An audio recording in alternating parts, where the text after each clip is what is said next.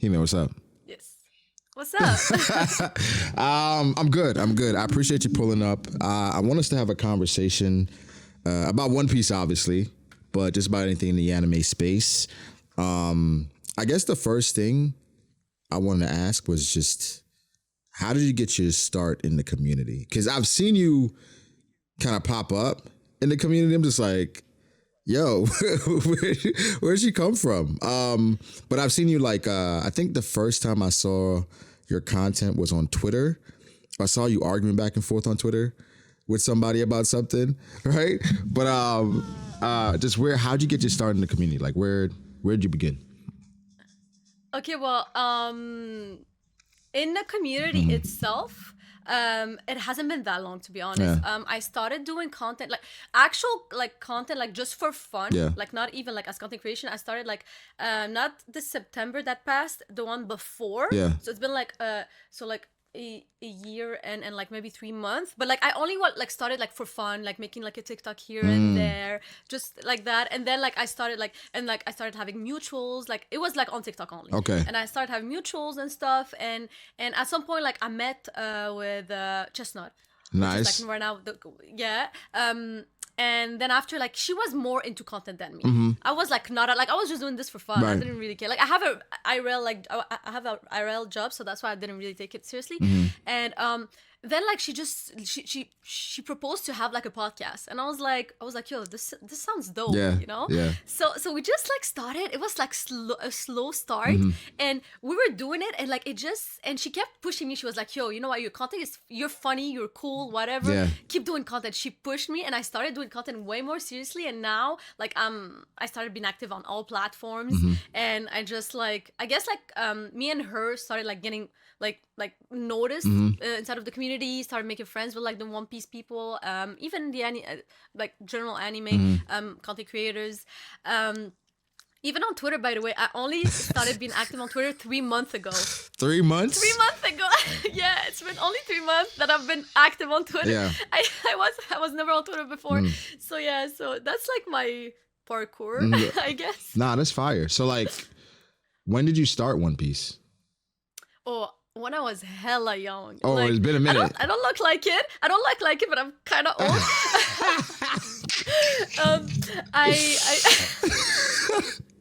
You don't have to reveal your age, but go ahead. So you I said you don't started early. mind. I'm 28.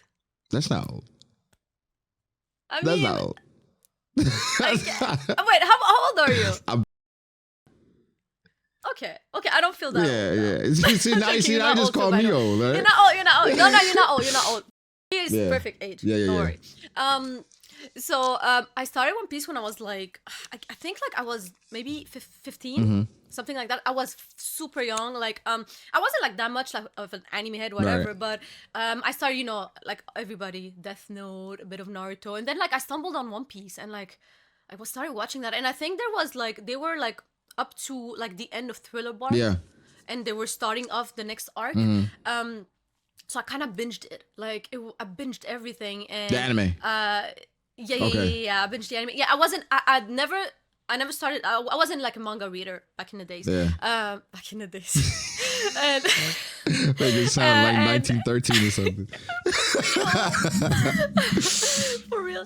So yeah, I binged, Yeah. and ever since then I was a fan. Like I was like literally when I got like at 18, like I got a tattoo. Like this is how much like I was into One Piece. I loved it so much ever since I was young. So was One Piece your first anime? It wasn't my first, but it was like one of my first shonens. If Yeah, That yeah, makes yeah, yeah, yeah. sense. Wait, so you used to watch like Sailor Moon? no, What do you watch? you know what? I never watched Sailor never Moon. watched I'm very Sailor Moon? ashamed of myself, but I'm planning on watching it. It's the same thing with Dragon Dragon Ball. Ball? By the way, I know I have not watched, but we promised our everybody, our community, me and Chestnut, because she haven't watched it yet, to watch it, stream it, Wait, and you everything. nor Chestnut Everybody has was- watched Dragon Ball? Wait, so what was the first anime y'all watched? Or you watched? Her, I don't know. Like she watched Yeah. a lot of like different anime than me, but me personally, the first one I watched was Death Note. I know it seems like super like I know it's cliche. Everybody like it's like my cousin was like, "Yo, look, go Yeah. watch this," and ever since then, But that's still like an easy anime to get into though, because it's so like, That's even though it's anime, it's like a detective show. You know what I'm saying? So it's like it's easy. Okay, actually, that's false. Wait. No, not what you said. Yeah. But the actual first anime that I watched that like was on TV when I was hella young. Do you know Detective Conan? Yeah. You Yeah. know that? Yeah. Yeah. When I was hella young, that shit was on TV. Oh my So god. that's actually. I mean, if we take away Pokemon, Yeah, 'cause that- we don't look at it as because anime back in the day. Yeah, but that was the actual first one that I watched unconsciously. But consciously, it was Death Conan. Note. Wow. Nah, that's fire. Cause By the way, sorry if I mispronounce some words. Just English is like my third language, so sometimes I'm not gonna pronounce stuff correctly. nah, you're good. You're good. I mean, your English is great. I mean, where you from? I'm from Lebanon, but like I'm born in Canada, but like I also still lived like 6 years in my country. I learned Arabic over there. But here the thing is I'm in a French Canadian part, so I learned French Wow. growing up and Arabic because of like my family. But then like it's been like 2 years since I started like learning English. 2 And, like, years? sometimes yeah. So I sometimes I lag between sentence trying to find my words. Sometimes I dumb down like the sentences, or sometimes I just don't say what is on my Oh mind because I man, can't find. that's so. For 2 years, you've been learning English. It's actually funny. That's incredible. Like what? But it's easy. Honestly, I don't want to I don't want people to think that it's super impressive because like English is like the easiest language to learn. To be honest, like from somebody who speaks two other languages, it's like you just watch shows. I just watch shows like subtitle stuff and try to speak with people, and honestly, it just comes naturally. I after get a that, while. but You I just think need to it's like practice. even relative to other people that don't have English as their first language, and just how well they speak. I think that's like pretty damn great considering it's been a couple Oh, years. thank Now that's you. fire. That's fire. Like, okay, so with you just learning English, was there any hesitation in regards to making content because you're like, Oh I my don't god! know. You know what? And this is a realization that I had like not a long time ago because I started receiving some comments under my video regarding that. So for the longest time, I've been super like self-conscious. Yeah. Like if you like know for the people who started like following me ever from the beginning, I was just doing skits with sounds on TikTok. I wasn't talking. I would make skits, funny skits. I still make those sometimes. And I would never talk. And like at some point, Chestnut like she started to be like, "Yo, you gotta talk more, comment more. Like you have so many great ideas. Like Yeah. you analyze stuff. And then like she pushed me. And like at some point, and because I always thought that my accent sounded weird, and I was like, I stutter or like I can't find my words. And sometimes like in French, for example, I can say a sentence and like it sounds very good because of the vocabulary that I'm gonna use. Yeah. But like in English, I use like simple words because my vocabulary is It's not not that as big. expansive yet. Yeah. Exactly. So it's not that I sound dumb, but I don't sound as smart. So like sometimes I'm like, people like will think that like I'm dumb or something. So like I always felt like super self-conscious, but with time, honestly, people gave me confidence. They started saying like I received a comment not a long time ago. I was somebody who was like, "Yo, I saw you like where like how you started and now how confident you are in speaking, Yeah. and I'm so proud of you." And I saw that comment, I was like, "Oh my god, like people are noticing." And Nah, I was that's like, "Oh." fire. That's fire. I mean, I wouldn't be able to tell like that you just started basically focusing on English for a couple of years. And I think I started YouTube in 2015 or something like that. And like it was 2015. yeah. I just decided one day I'm gonna pull out my, my laptop and my laptop camera. And I'm just like, I'm just gonna record something. That's so cool. And like it was difficult because it was just like, all right, I don't know how to really do this. I mean, I was already watching people do YouTube and stuff like that, but it was just like, I didn't have anybody to talk to in regards to One Piece. I just wanted to get my thoughts out there because I was talking to myself. Yeah. And so it was just like, all right, let me just make a channel. And I started doing it. And the first 100 videos, I would say, it was like difficult to kind of talk, put my words together. And it was like, lacking a lot of confidence. But then I guess over time, like you said, the audience helps you out, and then just interacting with other people. That's when I started streaming a lot more. But nah, I think in regards to just how relative to when you started, you come a long way. That's fire. Thank That's you. something you should be proud of, for real. It's funny because at some point, like there was like a joke online where like, oh, like what would happen if somebody like come and see your search history? And me, I would be like, yo, if you come and see my search history, it's just me writing a French word and be like in How do you English. say that? In English, Yeah. because I'm searching. I swear, like sometimes mid sentence, I'm like, wait, let me search Yeah. what is the word in English? And I Oh, search- no.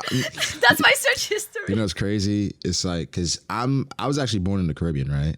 So Ooh. yeah, so when I first moved to the US, I was self-conscious about how I spoke, because it was like, people pointed out, be like, hey, why you say things that way? And so like I did the same thing for a while, especially with like words I'd say, and then you kind of picked up on like a lot of the slang in the area a lot easier, because like, okay, this is what people are saying, so it's like, let me kind of mimic this so I can fit in a bit more.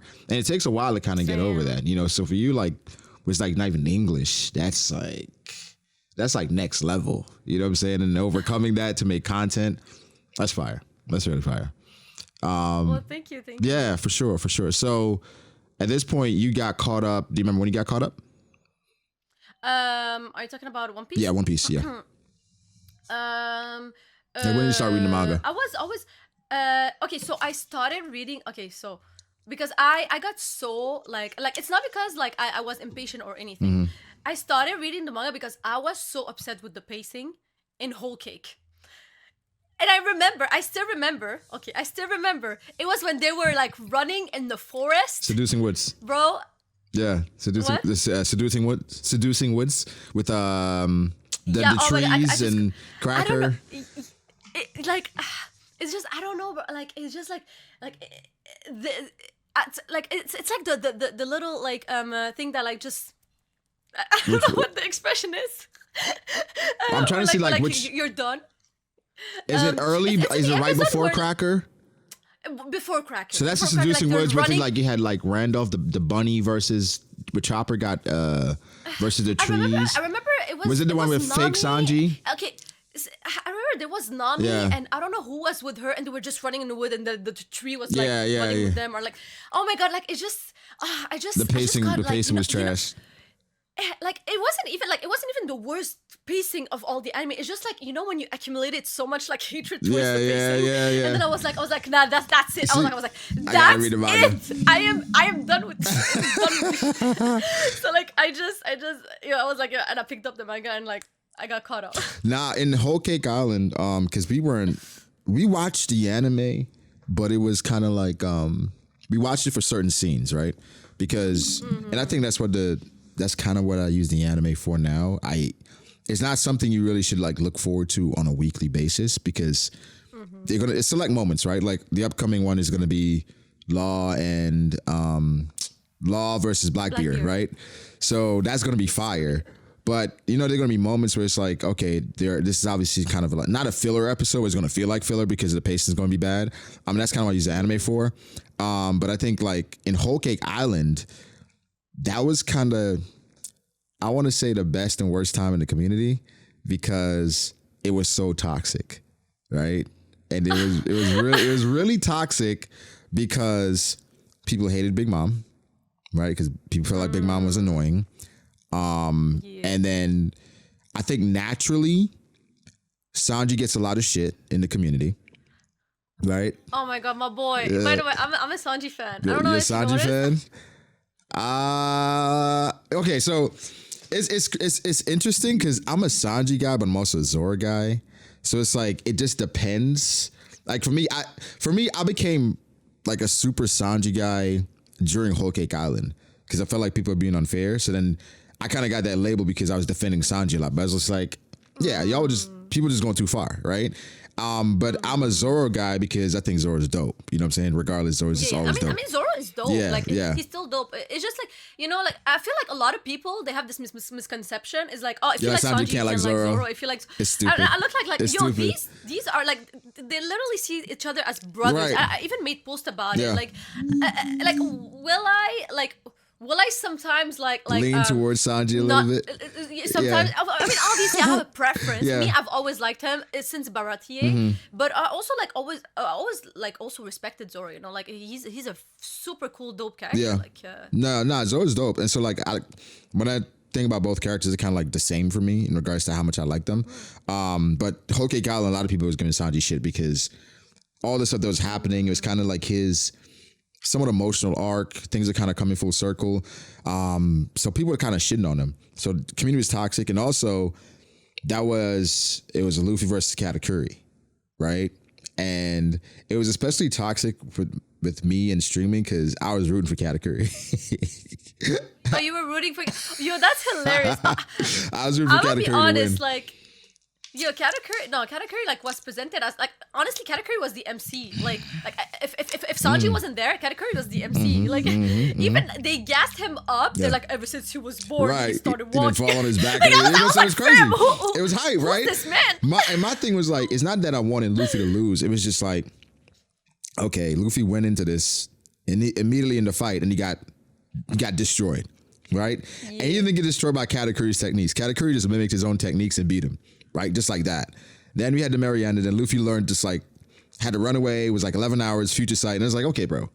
Like, Luffy shouldn't be able to get out of this. I mean, he's not gonna die, right? But like him winning was insane to me. So it's like, I think people are starting to come around a little bit where they're like, I mean, I guess Katakuri probably won the fight, you know, where now it's like, that wasn't the consensus back then. So that made Whole Cake Island very toxic. So like, it's interesting you got caught up around that time because if you had started making content, like that'd have been tough.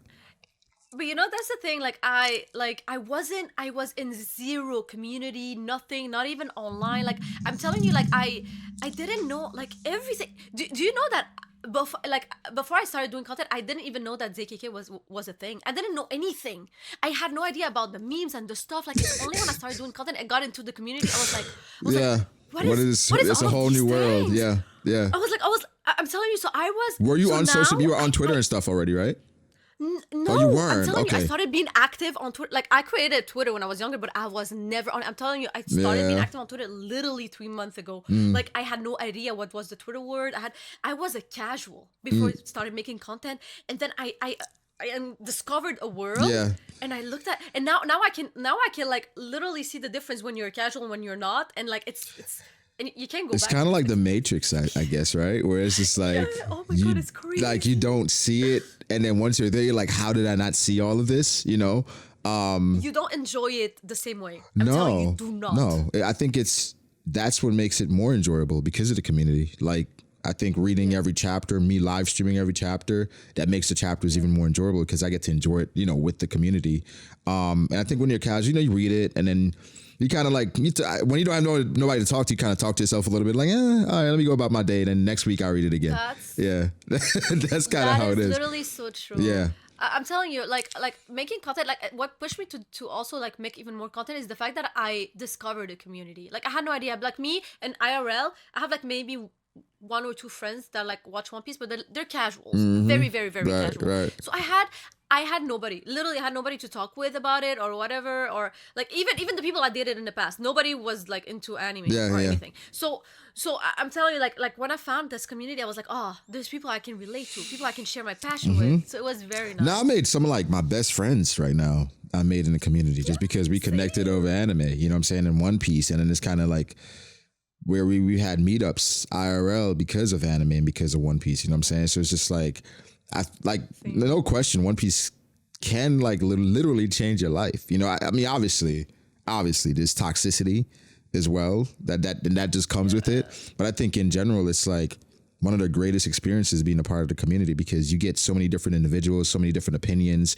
Sometimes you get to see things from a perspective that you didn't see before. Where I'm like, what? And I'm like, okay, let me think about this because, you know, this is something I didn't think about. So it's like, it's a great experience. And for people that, I don't like, a lot of people try to shit on the community. I'm like, the community isn't, I think it's the best in regards to just, you can get what you want out of it. The best community, period, I think. I feel like you will find something to relate to. Like so there's literally, I'm telling you, I didn't know this before. Like I literally started like discovering this like just a while ago. You will find a fan base to any character. Yeah. Fam, I had no idea. Like people like even like Caribou had a fan base, Yeah. bro. I was shitting on Caribou and I was like, oh, the whole fandom's gonna come and like defend me and be like, no, bro, do you know the amount of Caribou fans who came into my comment and they started like using like saying like carry Right, should not goat carry. for Yeah. the Because 10 straw I think hat. like a lot of these characters like they grow on you. You know what I'm saying? So like even characters that you don't normally like, it's like a bunch of obscure characters. Like I know Bogart has a strong fan base. Bro, the Bogart fan base is Yeah. on Power Vision's back, Yeah, bro. yeah, it has a strong fan base. It's like a bunch of random characters that people like. I mean, obviously, you know, it's been for a while, but I think it's like at a fever pitch now with Buggy. Listen, Buggy, I am the president Yeah. of the fan club of Buggy, of the church of Buggy. Yeah. You don't understand. When you come in my Discord, there's literally It's an Buggy announcement everywhere. that says that it says that if you want the Buggy church role, ping Hime and she shall bestow upon you That's crazy. the That's greatest. crazy. Wait, so was Buggy To always be- like to one of your become a favorites? preacher. Did you always love Buggy? Yo- Or like did he yo, grow on I- you after over a while? Yo, honest. Okay, so you know when we saw him in Orange Town, I was like, oh, he's cool. He's nice, weird, whatever. But I quirky. wasn't like Right. But I wasn't infatuated, bro. Like when I saw him in Info Down, That's what sold it for you? yo, I was like, I love this guy. I love him, and I started investing. You know when you put all your life Yeah. worth it's with the stocks. stocks. Like I invested my life. I'm telling you, like until this day, like for me, Buggy is going to be crowned Yeah. as the Pirate King, but he's not gonna be the real Pirate King. And I'm gonna die on this hill. I think Buggy would be a laugh tale. I think so. Because remember he yeah, didn't for get sure. he didn't get to go with Roger. So I think yeah. some way or the other he's gonna end up in Laugh Tale just because he kind of falls upwards. But since you like Buggy, give me a top 5 favorite characters. Like favorite characters. Okay, so I have Ace and Law up there. Ace, I feel like a lot of people know because I have like the Ace tattoo. Law honestly is just like he's such a likable character. I very very much like his energy, his personality. He's honestly also Oda like shoved him so much into our face, it's impossible to dislike him. So Ace, Law, Buggy. Obviously there's Sanji, and if I have to like put another one, it would be Shanks. Wow. Okay. Nah, that's lit. Yeah. Ace. I think Ace at this point is. I haven't thought about my top 5 in a while, but Ace. I have literally the 3 choppers. Oh, Ace, Buggy, and Law. Oh, that's fire. I like that. That's dope. Nah, that's dope. So like my one right now, it goes back and forth between Dofi and Cat. Ooh, I love Dofi. Dofi is in my top 10. Yeah, for sure. and then 3 probably is Ace. Ace and then Law. Ooh. Ace and then Law. So like that's dope. That you like it. Why do you like Ace though? You got. Oh my god, you don't understand. Ace. The moment I saw him, it was love at first sight. I'm telling you. The moment I saw him, I think it wasn't in Alabasta. Alabasta, The first time yeah. we saw him, I think. Yo, like I was like, that's my favorite character. Out of nowhere, like he barely spoke. I was like, that's my favorite character. I think he felt And- like Luffy, but like just a little cooler. You know what I'm saying? Because he like Maybe, yeah, he had some of the something like that, he you had know? some of he was the big brother. Yeah. He was cool. He was strong. And then I Yeah. think what solidified it for me is the ASL flashback. Just seeing where he came that's- from. yeah, that was very Because nice, Ace's yeah. death, I wasn't spoiled on it, right? So I didn't know he too, was I gonna wasn't. die. After he died, it was like a state of confusion because I was like, I was grieving. it was like he's a Logia, right? So okay, but then how everybody reacted, I was like, why is everybody reacting that way? He's a Logia, like he's fine. And then it was like, No, wait, what the hell? Like, wait, he can't heal? The worst part is that like we are so used to Oda not killing anybody. Right. That like when it actually happened, Yeah. I literally lost my shit. Yeah, I don't think it hit me until the Don or Garp went to the island and the Don started beating on him. Honestly, that Yeah. you know what? I like it honestly me too. Like Mm. I was in denial. Like I was like this did not happen. This did not happen, bro. I But couldn't like believe then it. when I saw it, I couldn't believe it. when I saw like Because just the Luffy's reaction also. Oh, yeah, Luffy just lost it at that point, and then I think Luffy after, well, the Don and Garp, and then Luffy after he woke up, it was just like, oh crap. And I think for me, I really liked Ace because I'm an older brother, right? And so I like in anime in general, I'm always drawn to those types of relationships. are you like an Itachi Sweet, fan? I'm Itachi Stan. Right. FMAB, right? Going in Killua, right? Just those type of relationships. It's always just Yeah, I like feel you. enthralling to me. So like with Ace, he gave his life for his brother. You know what I'm saying? And he would do it 10 times out of 10. But I also like just how he's conflicted in the moment. Like after he got caught, when Garp was next to him, and with him saying, "Yo, you don't have to sacrifice yourself for me," because he had such an interesting life considering the issues that he had with his dad. So it's like just a great character for me. I just resonated a lot with Ace. I feel like people misunderstand so much his character. People are always like, "Yo, he died to you, daddy's joke," and I'm like, literally, I told people I'm gonna make a thread like explaining his character because like people misunderstand him so much. Like this guy like lived his whole life trying to find his purpose in life. He didn't want to follow his dad's footsteps. He didn't want to be like known for like being his daddy's son, and also he didn't want to become anyways the pirate king. Like that was not his goal. He just wanted to be useful, to be loved, to find a purpose. Like even when he was like with Garp, like even like he was asking Garp like, "Oh, what's the purpose of Yeah. life?" And then Garp was like, "That's the whole point. You will live and you will learn Right. while living Do you what think you it deserve? is." Yeah, when you ask the question, do you think I deserve to be loved? And then, because remember the guys in the bar were talking about him like Roger, if Roger had a kid, And I think how I normally describe it is that Ace found his center, where it's like he found his place, his purpose, and that was with Whitebeard. He was trying to kind of not erase Roger, but kind of have people look at him as, instead of him as Roger's kid, like, basically like make his name bigger than his dad. You know what I'm saying? So him in the midst of trying to erase that, he found his purpose in Whitebeard, which is, interesting because he's Roger's adversary. But Whitebeard was the ultimate dad. And the reason why he took what Teach did so personally is because you trampled on something that I care about. Something that means so much to me, something that saved my life. His whole existence, his whole purpose to live. You trampled on that. And I think what kind of broke the camel's back is the first time he wanted to do it, they stopped him from going to Wano, right? Remember the Wano thing? There's like, nah, Ace, don't go. It's fine. Something happens again, and then it's somebody that's under him. He's like, nah, I'm not letting it slide, Not letting that slide. Which, Yeah.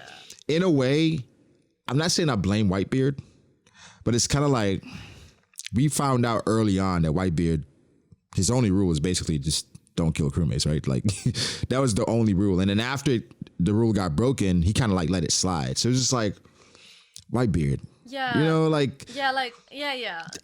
I feel like Whitebeard is like he's a very forgiving person, but like he cannot expect his crew to be the same way as he is. You got to understand. It's like understanding like siblings and even coworkers, right? Where it's just like, how different people are. So you know how to kind of deal with different people.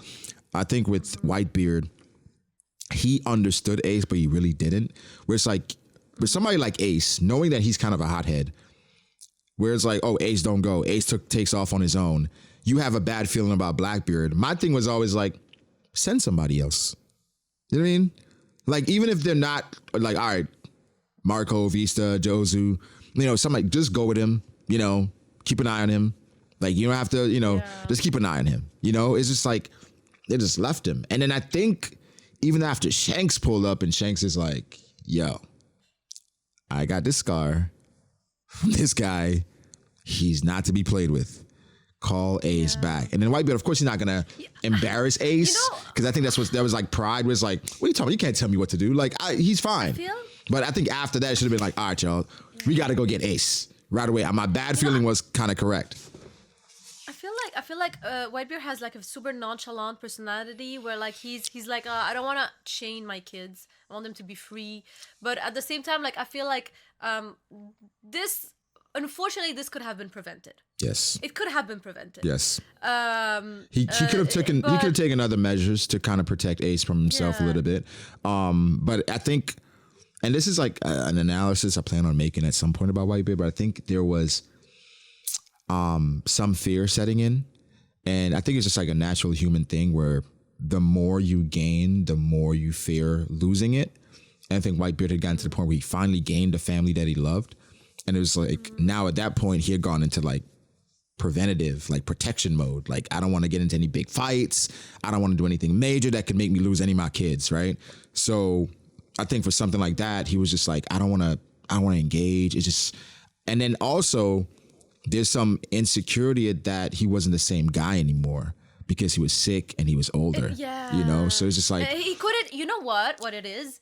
Me personally, I always analyze it that way, is that like, because he knew that he was like on his dying bed, like he was like, I don't want to get into any conflict because I won't be able to defend my kids. I won't be able to protect them. So I need to like be like as peaceful as I can, like just prosper with like my crew, have fun, and just like not even try to get to new heights or anything. Now it's over. Like we just want to retire now and have fun together. I think that's also why he was like, yo, don't go after Blackbeard. Like let's not do this. But maybe in his prime, 100% he would have been like, yo, let's go get this guy. For sure. You know. But now like he's like, yo, like the risk outweighed the potential benefits. yes, no, facts, You know? facts. Because he was at a point where And like also- he was living, Yeah. he was safe off of his reputation alone. Where it's just like, Whitebeard's the strongest man in the world. We're not going to approach him. But was he really though? Was he really? Yeah, and that's the thing. Yeah, exactly. Like a title at the end of the day is a title, but like it can't, like, it's not forever. The new generation is gonna always come and unfortunately surpass it. That's just how that's the whole theme of See, One that Piece. was a great segue, and- Hime. I want to ask you about titles. Yeah. What's happening? I want to ask you about Yeah, titles. but right before that, I just want to say, and also when you become a parent, Yeah. your whole view, like, I mean, are you? You're a Yeah, I'm a parent, dad. right? Yeah. Yeah, okay. Yeah, I was just making sure. I personally am not, so like I don't understand Yeah. it. But the most that I've had is pets. Mm-hmm. But still, like when you're a parent, obviously, like your whole world, like your view changes of everything. Yeah. Like you don't become the priority. Your kids become Mm-hmm. the priority, and every decision you make them In the thinking benefit of about them, also yeah. like your kids, how this is gonna affect them, and everything like has to go like towards them in a way. Like it's not that you forget yourself, but it's just you're not the priority anymore. Yeah. So you have to think about them. You can't be that selfish. No, that's facts. You always got to you're putting your kids above yourself. Because at this point, like your kids are your legacy, you know, and them thriving and living on, that matters more than anything. You know what I'm saying? So, you know, your sacrifice is strictly for them. So Whitebeard, I understand it more than anything, but I just wish that, you know, you can't treat all your kids the same, right? It's impossible because everybody has different personalities, etc. But I think even for Squard, right? Knowing Squard's history, it's like maybe you should have a conversation with him a little bit about like, hey, this is not what's happening with Ace or whatever, because that insecurity is there. And I don't know. Let me ask you this. Do you think Whitebeard was trying to make Ace the Pirate King? I feel like he knew that he wasn't able to like stay there like for the future, so he wanted somebody like to kind of succeed in his stead and like like be able to like, I guess, just lead, whether it's Pirate King or his crew. And I think that he wanted Ace was the Ace to heir take that apparent. place. I agree. You know? And so it's just like, we're not, I think Squard is like, we're not stupid. You know what I'm saying? Like yeah, exactly, like exactly. Ace is obviously the one that, because we know Marco doesn't want to be captain. You know what I'm saying? Yeah, we know, and we know we can feel it even as kids. Like I have siblings, we can feel it sometimes when somebody is more the favorite. Yeah. It's like okay, like you can't fool me. Right, You can't fool me, right, oh man. right. You love us all unconditionally, but there's a Well, favorite. there's a little favorite in there. Nah, facts. And so like Ace, he was the favorite, and I think Whitebeard, I mean, again, he had a lot going on with his health and all that. So it's just like for Squard, with his history of Roger, he's kind of like, yo, are you trying to do this with this guy? You know how I feel about it. But for Whitebeard, he's just like, bro, that's your brother. It doesn't matter like what he is. That's your brother, you know? But I mean, Squard he was dumb at the end of it. You can't fall for that. I mean, I'm an Akainu guy as well, just because I feel like in the Marines, it's a lot of incompetency, and Akainu is one of the few competent ones, which like, and he's thorough. So that's why I like him. But you can't fall for that, right? You can't fall for that. Like, that's crazy to me. No, 100%. But you know what? Oh my God, we have to talk about Akainu afterward. Like, let's not forget. Okay. But yeah, you know what I love about Whitebeard is that like even if his kids are stupid or like did some dumb shit like at the end, He like forgives them. he loves them so much unconditionally. Like and like again, like I feel like it comes down to being a parent or like just like taking somebody in your custody, like just like taking care of them. Right. You love them so much that like you're just like you know what? It's not even your fault. It's my fault because I knew better and I should have showed you better. Right. Yeah, he kind of blamed himself, and I think that's the thing with Whitebeard, and in One Piece in general. I think a lot of the strongest bonds that we see in the story, it wasn't through blood, it was, yo, you're now my child, or you're now somebody I'm taking care of, and the relationship kind of blossomed. Nami to Law to Ace, to Kuma, right? It's just these things are just prevalent in One Piece, and I think it's like a real thing. And so Whitebeard, he's the epitome of that because he had multiple sons. You know what I'm saying? And so, it's hard to blame Whitebeard just because of how great he was, how great he lived, and how great he died. But it's just, I'm just a little salty because Ace died. But I understand why it's important. By the way, I feel listen, Ace is like my first favorite character and still like my favorite character, and I still have Whitebeard as like in my top 10, and I still scale Akainu top 1. Like I and I still respect Akainu his work ethic, So you can we can still like even it's fine to be salty like about like other characters, even like it's fine. Like you're like, totally valid for that. I'm like with Ace is just it's kind of both sides, right? Because I didn't want him to die, but I understand like he kind of had to. But you know what? His character wouldn't be this amazing without that closure. Because you know what? Yeah. Me personally, how I see things is that like his whole purpose, finding like his purpose of life, like, oh, do I deserve to live? Like, oh, what is my purpose? Do people love me? And me, like what struck me the most is like when he was on that platform in Marineford and he was looking at Oars Jr., like I think, and like coming to him and like they were shooting him, whatever, and like he was like, stop, don't come. Yeah. Why are all these people coming? Why do they care about me? And he started realizing, and it was like me, it was like waiting on my heart. Like I was like, you are loved, but you just don't know. You just don't know how much you're loved, how much people care for you. And like and at the end when he was like hugging Luffy, he was like, thank you for loving me, because he was like oh my God, like these people love me. People actually love me. And now I can die knowing that like, oh, my life had a purpose complete. and I was actually loved. I had like the right to live. Yeah. That was the most beautiful closure. It was amazing closure. I think when it started, it was like chills was when initially he was like, guys, leave. I'm fine. I deserve to die. Then as they started making momentum or gaining momentum, he was like, yo, I want to live. Like, and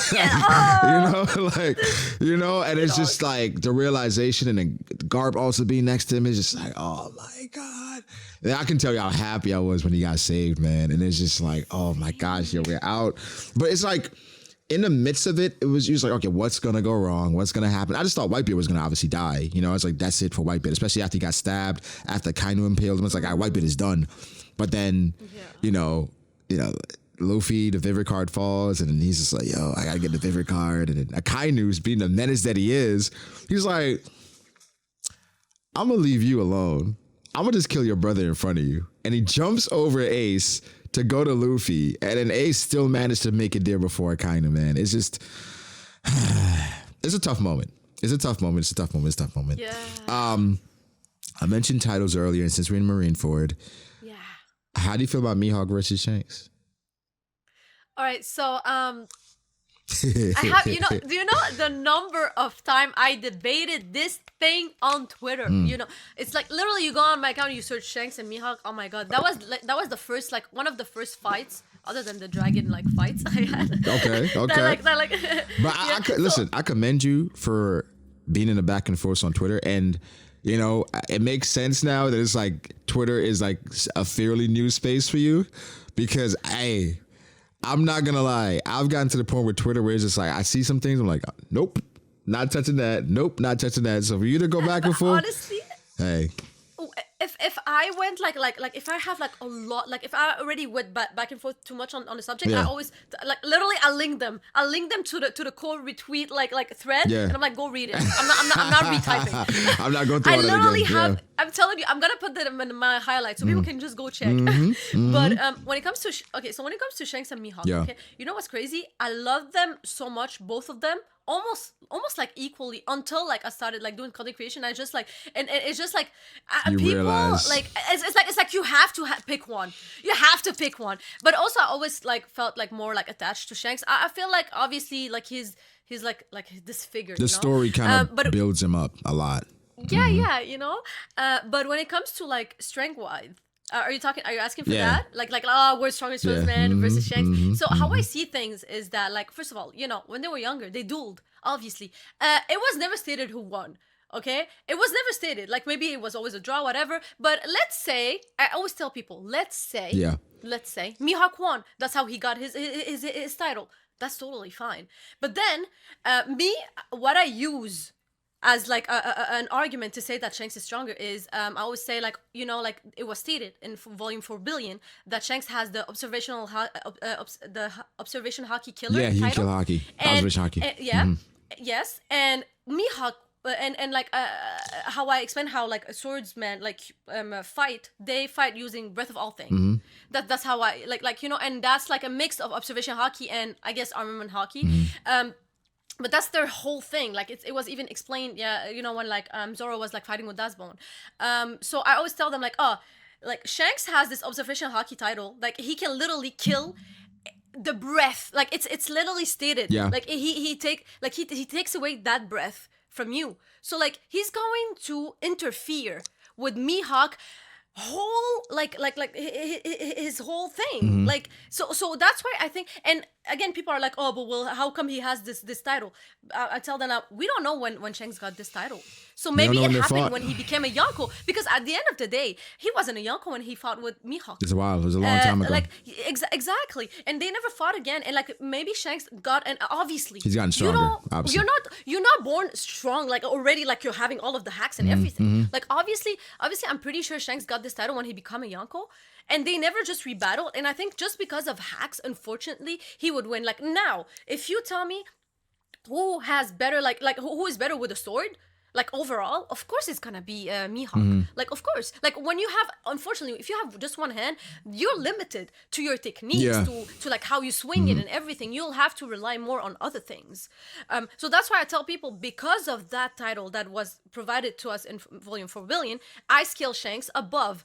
And people like I'm telling you, whenever I bring this, because I feel like people don't bring that type of argument. Like I feel like I only met somebody else that brought that argument. Everybody else is like, oh, sword skill is different from hockey, blah blah blah. Me, I don't even bring that up, because I feel like this is like we go too much into speculation town Yeah. here and hit cannons. Here, I mean, I'm like, you want to use statement? I'm using statements, you know.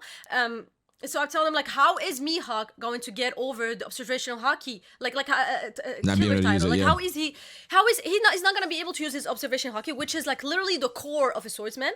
He's gonna be using his armament hockey, I guess. But then like Shanks has been shown to have amazing hockey overall, conquers and he became stronger also like over time, and we have so many feats. So like tell me like how is he winning if he's not even using that? So that's why I scale him above. I think the Mihawk and Shanks argument, I think a lot of people try to wrap it up using the title, saying like anybody that has a blade, Yeah. Mihawk is above him.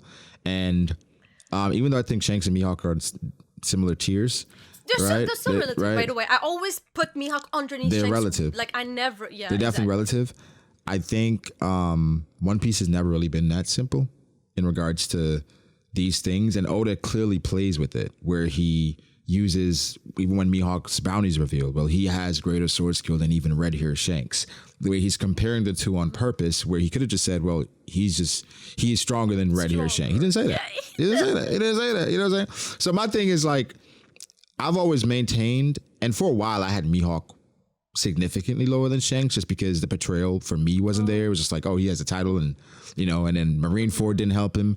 But then I tried to like erase Marineford, because Marineford is all over the place. Honestly, I always tell people in Marineford, I don't think he was okay. So the way he was using his breath of all things, like normally you decide what you What you want wanna to cut, cut right. and what don't you want to cut. And I think he just decided, that he didn't want to cut some stuff. Yeah, I think like when he sent the slash to Whitebeard, right, and Josie blocked it. That wasn't a cut. Josie was cut Whitebeard. Yeah. If he sent another slash to cut Josie, would have cut Josie. Yeah, exactly. And that's how that can be explained. But I think Marineford is just a weird way to scale because you got Kizaru, then you got Whitebeard, you got it's like Bruh. it's weird. You know what I'm saying? The only person who actually was like amazing was like there was just I guess it was just like Marco and what is his name, Crocodile. Like everybody else unfortunately the scaling was very bad for them. It's a war, so Oda has to like give people different like moments. Yeah. Crocodile stock went crazy because we know where Crocodile his was in the Yeah. mud, right?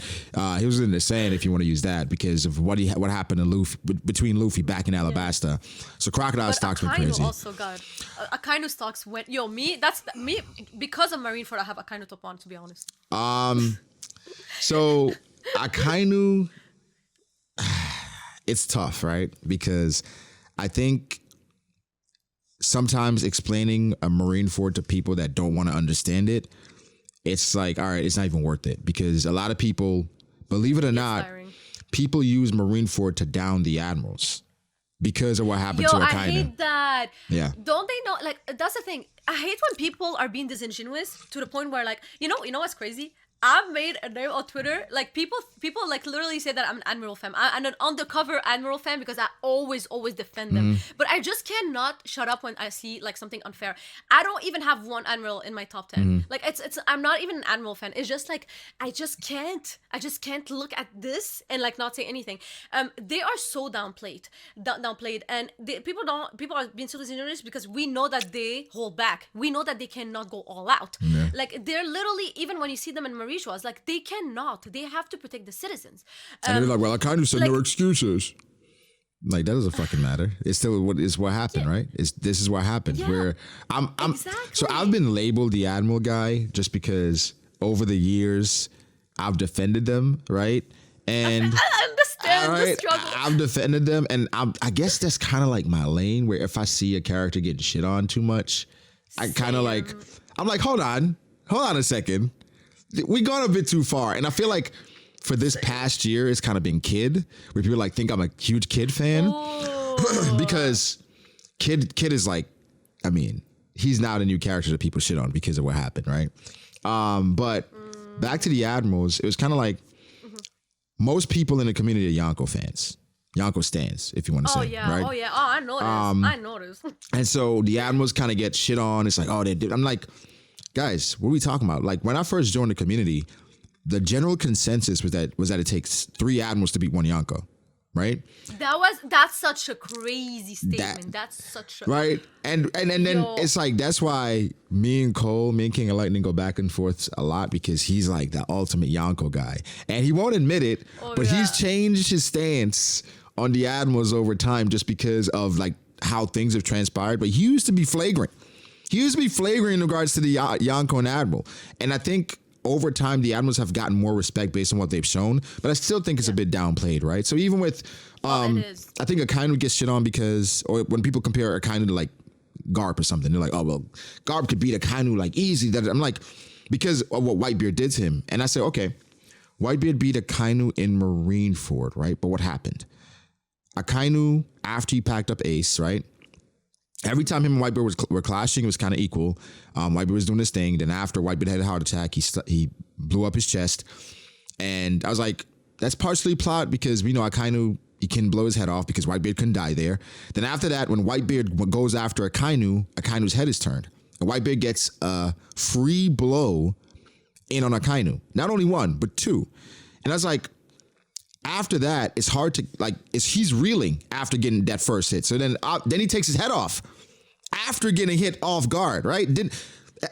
People, I'm telling you, people like most of the feeds that Akainu like that scales Akainu this high are before the heart attack. Bro. Like literally Akainu Akainu has literally one of the best resume of the whole like series, and people just don't want to admit it because he's a Marine.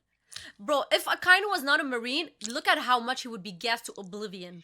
Yeah, Like, I think I'm people telling you, don't. it's crazy. In regards to the white band and Akainu thing, I agree. Akainu has one of the best resumes, even considering he beat Aokiji during the time skip. Yo, you know what's okay? I wanted to talk about that. I wanted to talk about that, a small tangent about that. It kills me whenever I see a tier list, and it happens during the call tier list. And I even spoke about it. I don't know if you were there because you went in and yeah. out.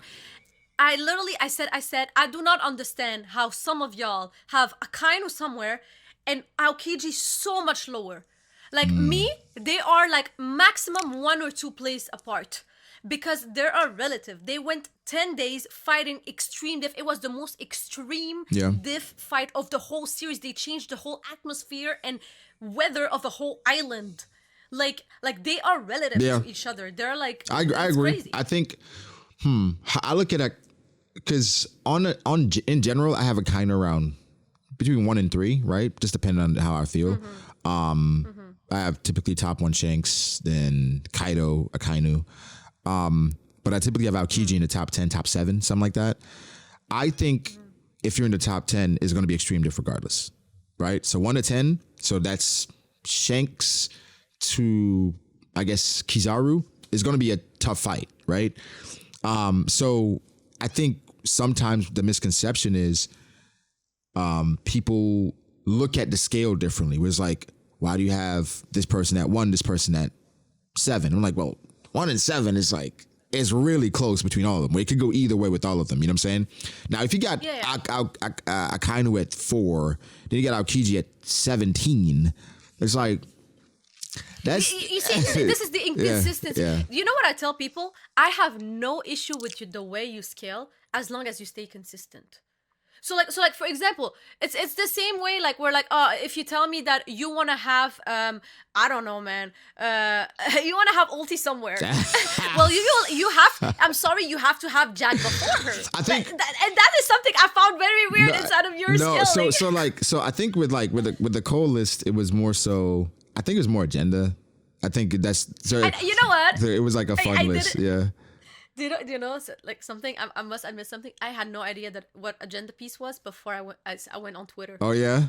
And even then, I don't even see myself as an agenda merge because like I defend people I don't even like.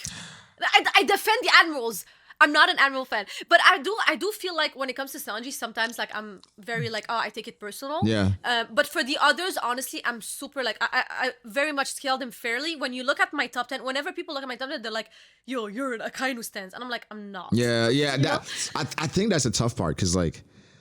I think agenda is just it's thrown around now a bit loosely because I think no matter what, people are gonna say it's agenda if it's something they don't agree with. So for instance, like with me and Kid, like I don't like Kid. I don't think his character is handled well. I don't think, but it's just fair is fair for me. You know what I'm saying? And that's kind of how I look at it. But people say it's agenda. You have a Kid agenda. I'm like, I don't fucking Kid. Why would I have a Kid agenda? I literally hate Kid. I made so many skits like just like fooling around and like making fun of him. Why do you hate Kid? But just like I hate like the whole like cocky guy who thinks he's better than everybody. Like I just don't like that trope. So you don't like the archetype? And even I don't like I'm not a Gojo fan for a reason. Anyways, but we gotta talk. We're gonna talk about that after. We have to talk. Yeah. So I don't like that trope. Unless you're a villain, I'm fine with that. But Kid is not like Kid is a villain though. I mean, you can view him as a villain, but like how I see it is that like I'm comparing him to the people who he's supposed to be compared to, like Law, Luffy, his rivals, and like they are so much more likable than him. And the problem is he's not keeping up with that title. Like he's always like pulling L's, And again, it's not his fault. He's going against like the strongest people in the verse. I understand, but even though I have this dislike about his personality, and by the way, he's always angry. Literally, he reminds me of Kanye West. Like if you look at him and he's smiling, he stops smiling, bro. Yeah. Yeah, I mean, it's like, what's there to be funny about? You know what I'm saying? What's funny? Yeah, he's like, I have never seen this man smile. Kid is like, what's funny, bro? Ain't nothing funny. I just lost my arm. I'm here. I'm against the MC, and I got this saucy dude Law. I'm up with all the time. What's there to be funny about? I'm laughing for. but as much as like I dislike him, whatever. Yeah. I always scale him fairy. He is literally. I think I'm one of the only ones. I'm the one who had him the highest. Even Yeah. though I like when I looked at y'all list, I was like, there's no way that me, who titled herself as a kid hater, had him so high. I have him higher than Sanji and Zoro. I'm sorry. I have him Oh, over right Zoro? below Law. Yeah, I have him right below Law. This is how much respect I have for his strength. That's fair. You know, that's why I was fair. so shocked. I was like, this is why I tell people, like, people call me like the agenda merchant, but like I'm like, no, look at my scaling. I don't even like this dude, and look how high he is. I think with the power scaling list, because we don't have a lot of things to go off of. We have evidence, right? But you have to add your own speculation into it because it's not defined. It's not fully defined. Yeah, So yeah. it's because of that, and it's a lot of opinion. It just depends on how you look at the story. So like for me, I never get mad at somebody scaling because I'm just like, okay, that just tells me how you view the story. It's the way you scale. Yeah, exactly. Yeah. And some people, by the way, like they will scale off portrayal. Some people will scale off statements. Some people will scale off titles. Some people will scale off feats. See, like,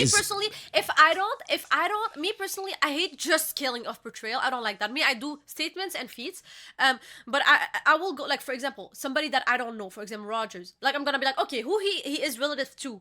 Oh, what do we know about this guy? Who, like, for example, when it comes to Sengoku, oh, he is relative to Garp for me, so he always have to be around Garp. So like this is how I scale people that I'm not sure about, but the people that I have never heard anything about, example, Emu and Dragon, for example, I just say I don't scale them yet. Like I don't put myself out there. I'm like I will not scale people. I have zero idea, but I understand when people want to scale people out of speculation.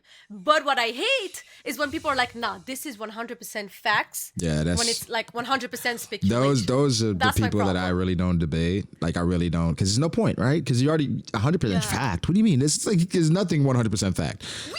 Nothing. There's no title. Yeah. Like there's like worst criminal. That's his field of work. yeah. Like I'm sorry, but what is his name? Fisher Tiger was like the most wanted man. He had this title. Does it mean that he's top in the verse? No. I So think- that's why I'm like, listen, I need. What about this something- perspective for Dragon? Yeah. Luffy's dad, Garp's son. But that's the thing. I am 100% sure he is strong. He's strong. I'm 100% sure he's gonna be like in the top. But You're not sure where to put him. where exactly? I feel like it's disingenuous from my side to put him somewhere against people who actually are fighting for the smallest detail for their ranking. You see what I mean? Because it gets so like between like the top 5, it gets like for the smallest thing you can move somebody. So I'm like, it's so unfair Yeah. for me to put him up there when like I don't even have anything, and these people are competing for actual like for I their mean, it's ranking. So tough, that's but why then I'm like I'm not gonna Dragon scale. is tough, Ben Beckman is tough because it's like we're just going off of somewhat Yeah, portrayal. but Beckman, honestly, I would have never scaled him before like he took Kid's arm. That's the only reason why he's in my list, because I'm like, oh, okay, well, I'm gonna scale him above Kid. You know, that's the only. So it seems like reason why I scale him. It seems like you more lean towards a feat scaler. You value Feat and feats. statement, like if there's a Yeah. statement, if there's like a statement, like for example, like a strength statement, I don't mind. For example, we're strongest swordsman. I do take this statement Mm-hmm. into consideration, but I also take the consideration of the fact that he is Shank's rival, so he has to stay relative to him. You know, that's So I the, also to the go theory with, like, of relativity statements. as well in regards to these characters. Yeah, 100%. No, 100%. no, I definitely get it. We gotta talk about JJK. I guess we can talk about like first we gotta talk about Ultimate Katakuri. We gotta talk about Ultimate Katakuri. I know it was coming. We gotta talk about Ultimate Katakuri. I think I've seen the explanation in regards to Ulti being over Cat because of the feats versus Luffy. I guess you can give like an abbreviated version real quick as to why you think Ulti's over. Sure. You know, Cat. it's like a math equation, you know, and I even like wrote it on Twitter. Like I made it super simple for the people who were asking me. Yeah. By the way, I was not the one who like threw this on Twitter. I was asked, I was pushed. Like people were like, "What are you talking about? Explain yourself," because I was like talking about it in the stream. So I had no choice, and I had no idea this would go viral. And by the way, this is not a take that like I created or anything. Like this has been like some people like also I think realized. that way. And like Yeah, I Yeah, realized. I wasn't realized there's the like a lot of people that actually feel that. yeah, I wasn't like that's why I was like, why are people thinking that I created this? I Like, think because you listen, made it literally, go I would- viral. I would have been super like I'm happy if people think that, but unfortunately no. But it's like I think also like you made it go viral, and also That's true. it's been like an anti-Katakuri I guess you can say agenda for a while because he's just one of the popular guys now, right? Like I think he was number 11. Yeah, you know what? He's one of the I more mean, popular ones. his character design is out of this world. Yeah. Like honestly, one of the best character design. And me personally, I love Katakuri. Yeah. It's just that like I think that he got power cliff to oblivion. Okay. But anyways, we can get Talk to to that. me. So listen. So how I scale him? Okay, I'm gonna start super logically. Try to be concise. So. What we had, he got beat by a snake man, like Gear 4 Luffy, right? Whole cake Gear 4 Luffy. Quote unquote. So we. What do you mean, quote unquote? Yeah, I mean, yeah. I mean, yeah. Let's. Quote unquote. I mean, yeah. Okay, you know what? That's the thing. Like with Luffy, unfortunately, he always like there's always like a small hacks, like stuff like same stuff that happened in the past with others, like. It's even like with Kizaru. There's like we can even talk about you know what we need to talk about that. Yeah. Anyways, let's keep going. Okay, so anyways, Gear 4 Luffy Whole Cake. Yes. You get to Wano. He goes against what's his name? Kaido. In Gear 4. He doesn't use exactly the same state, but he's still in Gear 4. And he gets neg-diffed. Like, literally in Koreatown, he gets neg-diffed. Like, I'm sorry. And then, like, that's like Whole Cake Island Luffy. Of course, not necessarily the same Gear 4, but still super relative. So, he goes on his little training arc, learns Ryu, do his shit, like move stones and stuff.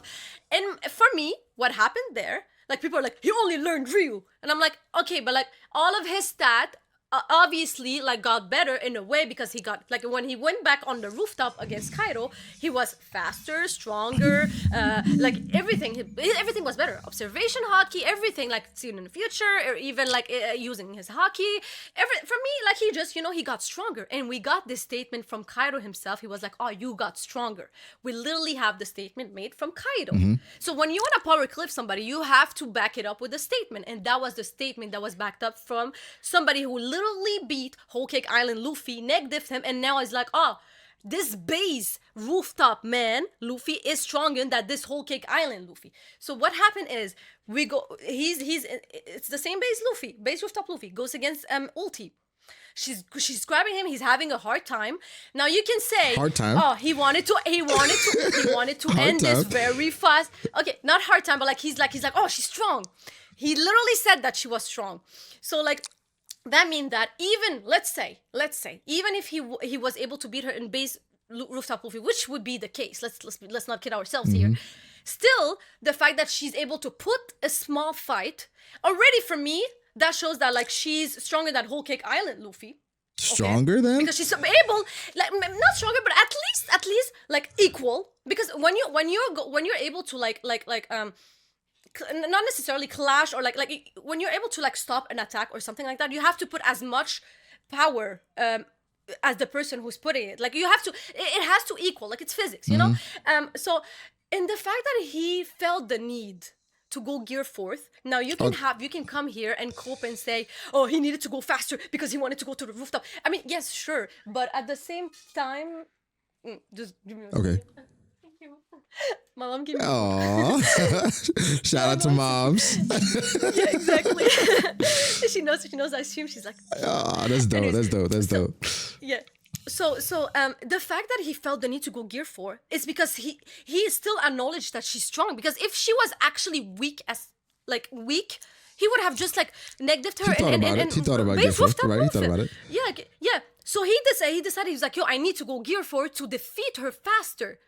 And also, so just from that fact, and we know that Gear 4 rooftop Luffy is stronger than base rooftop Luffy, who is stronger than Whole Cake Island Luffy. From this equation alone, she's power cliffing Katakuri. But let's, if you don't want to also, and also I can add up other things. Okay. Example, she literally clashed with what is her name, Yamato. On equal footing. That means that she's fast enough for Yamato. She's strong enough for Yamato to pull up a fight. She needed an advanced conqueror's attack from Big Mom to be put down. Literally. So I feel like people downplay, and she was going against so many people at the same time. I feel like people downplay her so much, and this is why I scaled her above Katakuri, because if we go with this linear scaling, it's like just like, math. Like, I feel like it just makes sense. Now, again, in the One Piece word, is this like the proper way to scale? Maybe not, but there's backing to it, there's logic to it. People can be mad about it, they can disagree, but they can be like, you're wrong. No, like, I'm right in my logic, but it might not be the reality, because, again, I told them, if Katakuri comes back to the story, 100% he's gonna come back stronger. But how are we supposed to be like, well, you know what? It's been a while. Dofi is supposed to be stronger than a lot of people. When he come back, wait until he comes back. Wait until my favorite comeback. He's stronger. So I'm always gonna scale them above everybody else, because like, oh, we never know when he comes back. He's gonna be stronger. I always tell people the scaling list changes. If they end up coming back, I'm gonna change the scaling, just like Crocodile. When he's gonna show new crazy feats, he's gonna probably go up in the scaling. But for now, I have to scale for whatever I saw. Same thing with Katakuri and Ulti. When Katakuri comes back to the story, listen, I'm gonna give you whatever you wanna, like, I'm gonna scale him differently. So that's my logic. I understand and I respect the logic of it, but the logic makes sense, right? It makes sense in regards to the logic. I think in regards to One Piece, like you said, or sometimes in One Piece, explaining things doesn't necessarily mean it's the reality. No, of course. Right? And I think with that, it's kind of looking at, if we dig deep into what you said in regards to Luffy versus Ulti, I think with Luffy's notoriously one of the worst starters in fights. Notoriously. Yeah, he always, you know what? I thought, you know what? If I was a Luffy defender, you know what I found funny? Is that I had better arguments for the people who were defending the other side. Yeah. I was like, you're not using the right arguments. I was like, if I was you, I would be like, Luffy always starts like shit. Fights. He always get beat up very easily. Right. He never starts. He's not an optimal fighter early on. But you're the first one. I'm telling you, you're the first one who starts like who actually had a good argument. Yeah, and that's kind of my thing with Luffy, because I went back and I was like, all right, am I looking at this wrong? Because I'm always open, right? As much as I love Katakuri, I'm like, let me see. Let me go look at it. I read the manga and I watched the anime. And I was like, okay. I think the logic is there for sure. My issue is I don't think Ulti is necessarily a great fighter. I think she's just super physical, right? And Luffy in the fight. Durable, I would say. Yeah, and she's durable as hell because, she's a zone, so that's kind of like her strength. But did you see the Conqueror's lightning coming out? I'm hoping she got Conquerors. I'm hoping she got Conquerors. Ulti's my girl. Yeah, I love Ulti. That was dope. I love Listen, Ulti. if it is like stated by the way that she has Conquerors, I would accept her being above Jack in your list. Well, the thing is, her being above Jack is just me saying I just like Ulti more. That's the main thing. Oh, okay. I like Ulti more. And my Jack gets shit on a lot, so it's just like, whatever. I feel bad for that. For Ulti, I think Luffy in the fight was almost trying to match her at what she was great at.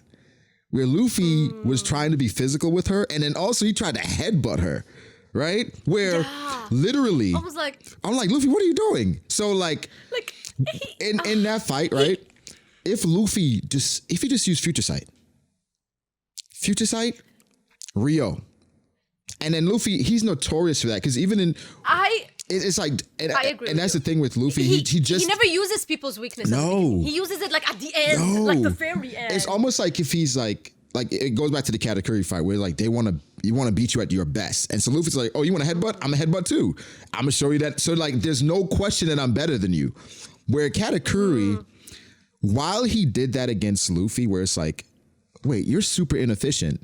For somebody like Ulti, it's super easy to kind of use her aggressiveness or aggression against her, where I think she would blitz Katakuri, obviously, and she would get overwhelmed in regards to skill, where she can keep up physically, but how long can you keep up from getting bombarded with, Block Mochi? What's the other attack he has? Peerless Donuts. Yeah. Even using Mogura, where it's Mogura that didn't hit Luffy because, he couldn't hit Luffy because Luffy would be dead, right? So I think I agree with the logic, And I do think Katakuri has been power cliff, right? I do agree with that. But I think in One Piece, the reason why it's hard to use the power cliffing for me is because I value the relativity a bit more, where it's just like, okay, let's say Big Mom's crew fought against Kaido's crew. Like, no matter what, King and Katakuri is going to be high diff. Queen and Smoothie is going to be high diff. Jack and Cracker is going to be high diff. And it's like, when it comes down to it, I understand. so that's like, so I'm not mad at the logic there because the logic makes sense. I've even said it like, it makes sense, but for Katakuri and Ulti, when we compare the crews, like, I value the relativity to King more than like to Ulti. Mean, at the end of the day, like, they have this commander title for a reason. They have this like this title for a reason. So I understand. I do that, think like, Ulti's the strongest Todoroki though. Like I'm a huge Ulti fan. I know she is. I don't care. People are like, guy. who is stronger? Nah. Yeah. Like, I'm sorry. Like, that's why you saw Ulti like above Jinbei. Like, I was like, oh, you can interchange them, whatever. I don't care. But like, I think that Ulti was the strongest Todoroki. Like, she was the strongest one. Like that. There was never a discussion. And that's the tough part, because I don't think you're wrong, him, in regards to her being stronger than a lot of these people in regards to physicality and counting stats. But One Piece doesn't show as much the value of skill and experience, you know? I feel like people care too much. Like, a lot of people, they're like, oh, but that person like is not even a commander, or that person is not even. Like, they care too much about that. Yeah, you're right. That's why like I always tell people I'm not a title scaler. Like, I do use statements, and sometimes like I will be like, okay, well, if your title is about strength, okay, whatever. But for me, like, saying like, oh, he's a Yonko, he's a commander. I mean, Buggy's a Yonko, bro. Like, titles are not all about everything. You gotta look deeper. You gotta look deeper. Like, so sometimes I tell people, that's the thing. Like, even like when it comes to Zoro's opponent, or even Sanji's opponent. I'm sorry, but like, the opponent that Zoro had, like King, for example, he is stronger than the last arc opponent that Zoro went against. Like, even if they have the same title, like, because at the end of the day, when you think about it, like, even let's say the characters don't even become stronger. Like, they're the same strength all the time, but it's only the Straw Hats that become stronger. Yeah. It was still a stronger Zoro that went against the same title of another character. So you saying that these two commanders are relative, exactly, you're literally shitting on Zoro and saying that Zoro never upgraded, never became stronger, because he was having a hard time against King. That means that was that stronger Zoro who was having a hard time against King. You're saying to me he's the same Zoro who went against another person in the past? No. That is why I tell people, like, power cliffing is a real thing, because the Straw Hat becomes stronger. You're right. Power cliffing does exist in One Piece. I think just because, I think what I use sometimes, because Oda has done it, where it's like Crocodile got power cliffed, right? Where we felt like, well, he lost to Luffy in Alabasta, and then Crocodile comes back after being impelled down, and he's clashing against Mihawk, Doflamingo. I'm like, what the hell is going on? And it's like, I guess Oda didn't have him show his best, and I think that's the tough part as well. If you fight against Luffy, you're gonna get the short end of the stick. You know what I'm saying? But that's what I tell people. Like, if, like, the only way for you to, like, you know, upscale somebody is when they come back to the story. Right. And now, okay, because Oda never bring back somebody and bring them back weaker. No. Like, even Lucci, even if he got like dog walked by Luffy, he still came back stronger. Like, he's like awakening everything, whatever. You know, came back like, a lot stronger. We should never compare somebody to Luffy. You can't. Luffy's in an anomaly right now. You can't. You know, exactly. So I always tell people, when somebody come back to the story, best believe he's coming back stronger. People so were that's mad. why, like, Crocodile, I have high hopes for him. Yeah, people were mad when I said Lucci's going to be strong, and then even in Lucci versus Gear 5, it wasn't completely a one shot, because he was boxing. He was able to clashing against Luffy. He stopped one attack, and I was like, for you to stop an attack, you have to input the same power, the same amount of power. Yeah. So that means that he was able pretty to block strong. something. He's pretty strong. And then, like, even with Zoro versus Lucci, people thought Zoro had one shot. I'm like, bro, Zoro didn't one shot Kaku. I got so much Why shit do we for that. like? So it's just, I think in regards to scaling, I agree with your logic, and like you said, if one thing you're consistent in regards to what you say, I think it's just like, I just value the relativity more in regards to these characters. And like, That's fine. I guess we can kind of segue real quick to JJK, because I think JJK values this a bit more in regards to skill and setting and moment. It's like, it's less about, I guess, just the character, right? Because a character can be weaker or stronger, but like they can have moments where they can be stronger than somebody that's way stronger with curse energy or whatever. So, give me a top 5 characters in JJK. I made a tweet about it not a long time ago. So it has to be Sukuna, Hakari, Nanami, Ghetto. How much do I have? That's 4. Hakari, 4. Nanami, and I would say honestly, after Nanami, I would say Wait. It then I was said Ghetto, Sukuna, Sukuna, Hakari, Nanami, Ghetto, yeah. and then the last one I would say it's between Yuki and Choso. I like them both equally. Yeah. You say Choso and Yuki. The girl, the blonde girl. Oh, Yuki Tsukumo. Yeah. Okay. Yeah. Okay. My 5 right now. Who's Yeah, my 5 right now. 1 is Toji. Toji's very cool. 1 is Toji. 2 is Yuta. 3 is Of course, you're Yuta. Of right. course. Big The Yuta. actual MC. Right.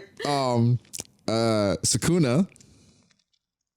Choso, and your favorite Gojo. Okay, I gotta say this. Spoilers for JJK, right? If you're not caught up, you're gonna get spoiled. I was in shambles last night because I read. Because you got wait. You didn't know before last night? How did you end up spoiler free, fam? You need no. You need to be studied. Because Listen. even the casual people who don't make content got spoiled. Listen, you know what I thought I was spoiled on? I thought I was spoiled on a death. Somebody said it was like Inumaki died. Oh. So I was like, oh, fuck. No. So after that, everything JJK is muted. Like every possible thing. I don't see nothing Jujutsu Kaisen after. I was like, oh, fuck, Inumaki died. So then I was expecting that. And I knew that Gojo and Sukuna fought, right? Because people were referencing that. But I didn't know who won, right? I didn't know who won. So when last night, they're like, yo, pick a side. Or the night before, it was like, pick a side. I was like, I got Gojo. What do you mean I got Gojo? So. Oh, my God. Okay, that's the best fight I've ever read in regards to shonen. The best fight I've ever read. Honestly, it would have been the best if the ending wasn't off screen for me. It's still, regardless, it's still amazing. It's in my top. I love it. Like you don't just. I love it more than you. Trust me, and for the wrong reasons. But the thing is, like, I wish the ending part wasn't off screen, but I do use that as ammo to like shit on you guys. So God. Whatever, you know. Okay, so like, the thing is, what I loved about it was so many layers to the fight. Where it's like it was chess, right? And every time from the beginning, I didn't know what was gonna happen. From the beginning, though, impossible. I was like, damn. Gojo is just reacting to everything Sukuna is doing. Like, he's trying to find a way to deal with Sukuna. So it's like, he's on the back foot. But then I thought Gojo started gaining momentum after he figured out Mahoraga. After, like, he was kind of besting Sukuna in the domain. So it's like, okay, he has better hands than Sukuna. But Sukuna is like a chess master. Where I started to get scared was when he's like, wait, Sukuna isn't doing this. Sukuna isn't doing that. I was like, and then you saw like the wheel from Mahoraga. I'm like, what is he doing? I'm like, I know he's doing something. Then Mahoraga pulls up, and it's like he's already adapted to what was it? It wasn't Limitless. Yeah, I don't know exactly. Also, like, but the adaptation, like, speed was crazy. But the thing is, Sukuna had been using Megumi to help him adapt to Gojo's domain. So like. When then it came down to the countdown, I was like, bro, countdowns are never good if you lose at the countdown. If it's complete, right? The countdown comes. Sukuna's like, he pulls up Mahoraga. He's like, be clear, it's not a 2v1, it's a 3v1. I'm like, what the hell is going on, bro? How is Gojo gonna get out of this? Gojo somehow gets rid of Nue, right? And then Mahoraga uses Sukuna's attack. I'm like, bro, there's no way he's getting out of this. Then Gojo uses his fucking hollow purple. And it was like, okay. It was when I saw that, I was like, I was like, yo, my brain I was like, he got it. And then I was like, You know what I like is the fact that they go back and forth between them, but also there's like sometimes some cut scenes where like he's thinking like like I just love it so much. But- Like it was so good. The thing that's kind of sold the fight was that the entire fight, it didn't seem like Sukuna was worried. And then what? He wasn't like sometimes like you can see you think he's sweating here. No, he's bro, like- the whole time man, he was enjoying his time. That's- he's playing with his food. And the crazy part is that, Gojo in a way was trying to understand him because he's like, okay, I understand how lonely it is, right? And he's trying to top. relate, but you can't relate to Sukuna. He doesn't think the way you do. He doesn't care about love. He doesn't care about relativity, Yeah. right? And so like you're trying to understand somebody that shouldn't be understood. And that was clear to me after Exactly. this fight versus Kashimo, where he was like, what? He's like, nah, Yorozuki would have been a good partner for you or Gojo. What? I don't care about that. I see something I don't like, I kill it. I see something I want, I take it. It's like, he's just a different I eat breed. whatever I want. Like, yeah. He's different. Yeah. He's not meant to be understood by these people. Even if you're the strongest, like even if Gojo was the strongest amongst his friends, like it's not the same life that they No, went through. It's not he- the same. Like they don't. Their They've lived different desire lives. to be. Yeah, their desire are completely different. You know what I realized as well?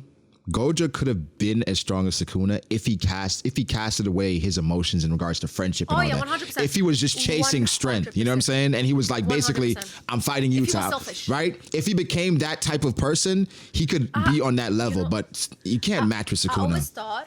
always thought that if Gojo had Geto's personality, he would be a Sukuna. Yeah, because Geto was wanting to rid the world of everything, and he's like, yo, and also Kenjaku. Yeah, where it's like, yo, I want to see how fascinating it is, right? And Gojo was like, he was okay with being the strongest in regards to protecting people. But the thing is, though, you've seen JJK Zero, right? Yeah.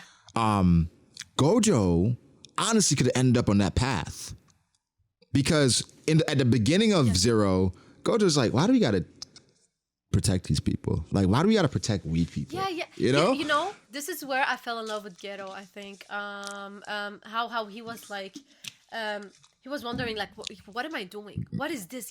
The shower like scene. I Yeah. was like, oh my god. I was looking at him. I was like, oh my god. Like he's like wondering like, what am I doing? What is the purpose? Which is of my life? real. I always end That's up loving real. these characters. Like It's- it's the same way with Ace. Like, what is the purpose of my life? That's why, and I love this character. Even if he picked like a path that is like a villain path Yeah. for some people, I fell in love with his character. I was like, this is so well written. I love He's Geto. Such a good I really love him so Geto. much. I think with him, I always, like you said, I value the characters that think and want a bit more. And for him, it's crazy how him and Gojo went opposite ways based on what happened. And for him, it's just like, we do all this to protect these people, and these people are the ones that end up betraying us, right? It's like, why are we doing this? Why am I eating these cursed spirits every single day for these people? Yeah. And look at what they are, And I really did love that. I was kind of disappointed that he died, but I understand why he had to die. You know what I'm saying? But Yeah, same. you say you don't like Gojo. Why you don't like Okay, Gojo? it's not, okay. So I don't like I hate this man or anything like no, like sometimes like I overdo it on Twitter just to Yeah, like, you try to trigger. You try to upset trigger them. people, Yeah. But the thing is like I never like it never spoke to me. Like Mm. I don't mind like a guy who's cool, whatever, but like when it's too much shoved in my face, like, oh, he's the cool character. Like, look how cool he Yeah. is, look how nonchalant he is, look how cocky he is. Like I just it's just like turns I you find off. it like nauseating. I'm finding nauseating. Yeah. So I'm like, oh my god, like, okay, can you like not be this Take him perfect? off Like, of his stop. pedestal Like, a little bit. Yeah. Like stop, Yeah. like, yeah, and also like if at least sometimes he would be humble, I would be fine. But like he's like always cocky. He always think he's like on top of everything, and it's just like I was like, I just don't like it this became show. too much. And I know, you know what? People came to me and were like, "You're a Shanks fan. That makes no sense." I'm like, I'm Shanks sorry, is- but Shanks Shanks is is not not. like It's that. not the same. It is not the not same. like that. People keep saying like, "Oh, Shanks is the Gojo in One Piece." Nah, they're not the same at all. Even if he So is that's the technically, even if you want to view him as a Gojo, personality wise, they're not the same. personality wise, the same. 0%. Like he's Shanks will show you how humble he is, and he will like make himself. Like, doesn't like, lead with he will make strength. he will make you he will make you feel like you guys are equal. Yeah, he doesn't lead with Literally, strength. with whoever he talks. Yeah. exactly. Gojo exactly. leads But with Gojo does. strength. And you know what? Other people came to me, Yeah. like, and that's not a long time ago. They're like, "But you like Sukuna, and he's the same." I was like, No. "There's a difference. Sukuna Sukuna, there's a You difference. know who he is. Yeah, and Sukuna is a villain. It is expected from him to have like bad characteristic about himself. When you're not a villain, like I have a hard time liking you because I'm like, yo, you're not supposed to be like Yeah. this unlikable, this unsufferable. But when you're a villain, you're supposed to be unsufferable for me. That's what I like about you as a villain. That's why I like the Flamingo, you know? I like when somebody's unsufferable when Yeah. they're a villain. So so that's why I never really vibe with Gojo, but also there's like this whole like where like if I say every time I was like, yeah, I'm not really much a Gojo fan. And people would be like, yo, you're crazy, whatever, Gojo, Gojo, Gojo. And everybody was Yeah. like deriding Gojo and glazing him to oblivion. And yo, when that fight happened, when I tell you, You're right. I was reading that. And I was like, and then I saw the ending. And he was in the airport, and when he said, and even it hit even more home when he was like, even without Maharaga, I wouldn't have been able to beat him. I was like, damn right, Yeah. damn right. I was like, you don't understand. I was reading that, and I was like, sensational. I was majestic. And I was looking at the I was looking at the Gojo fans. that was pain I felt grieving. here. I man. was, you don't understand. I felt was that pain, man. thriving. I was so toxic.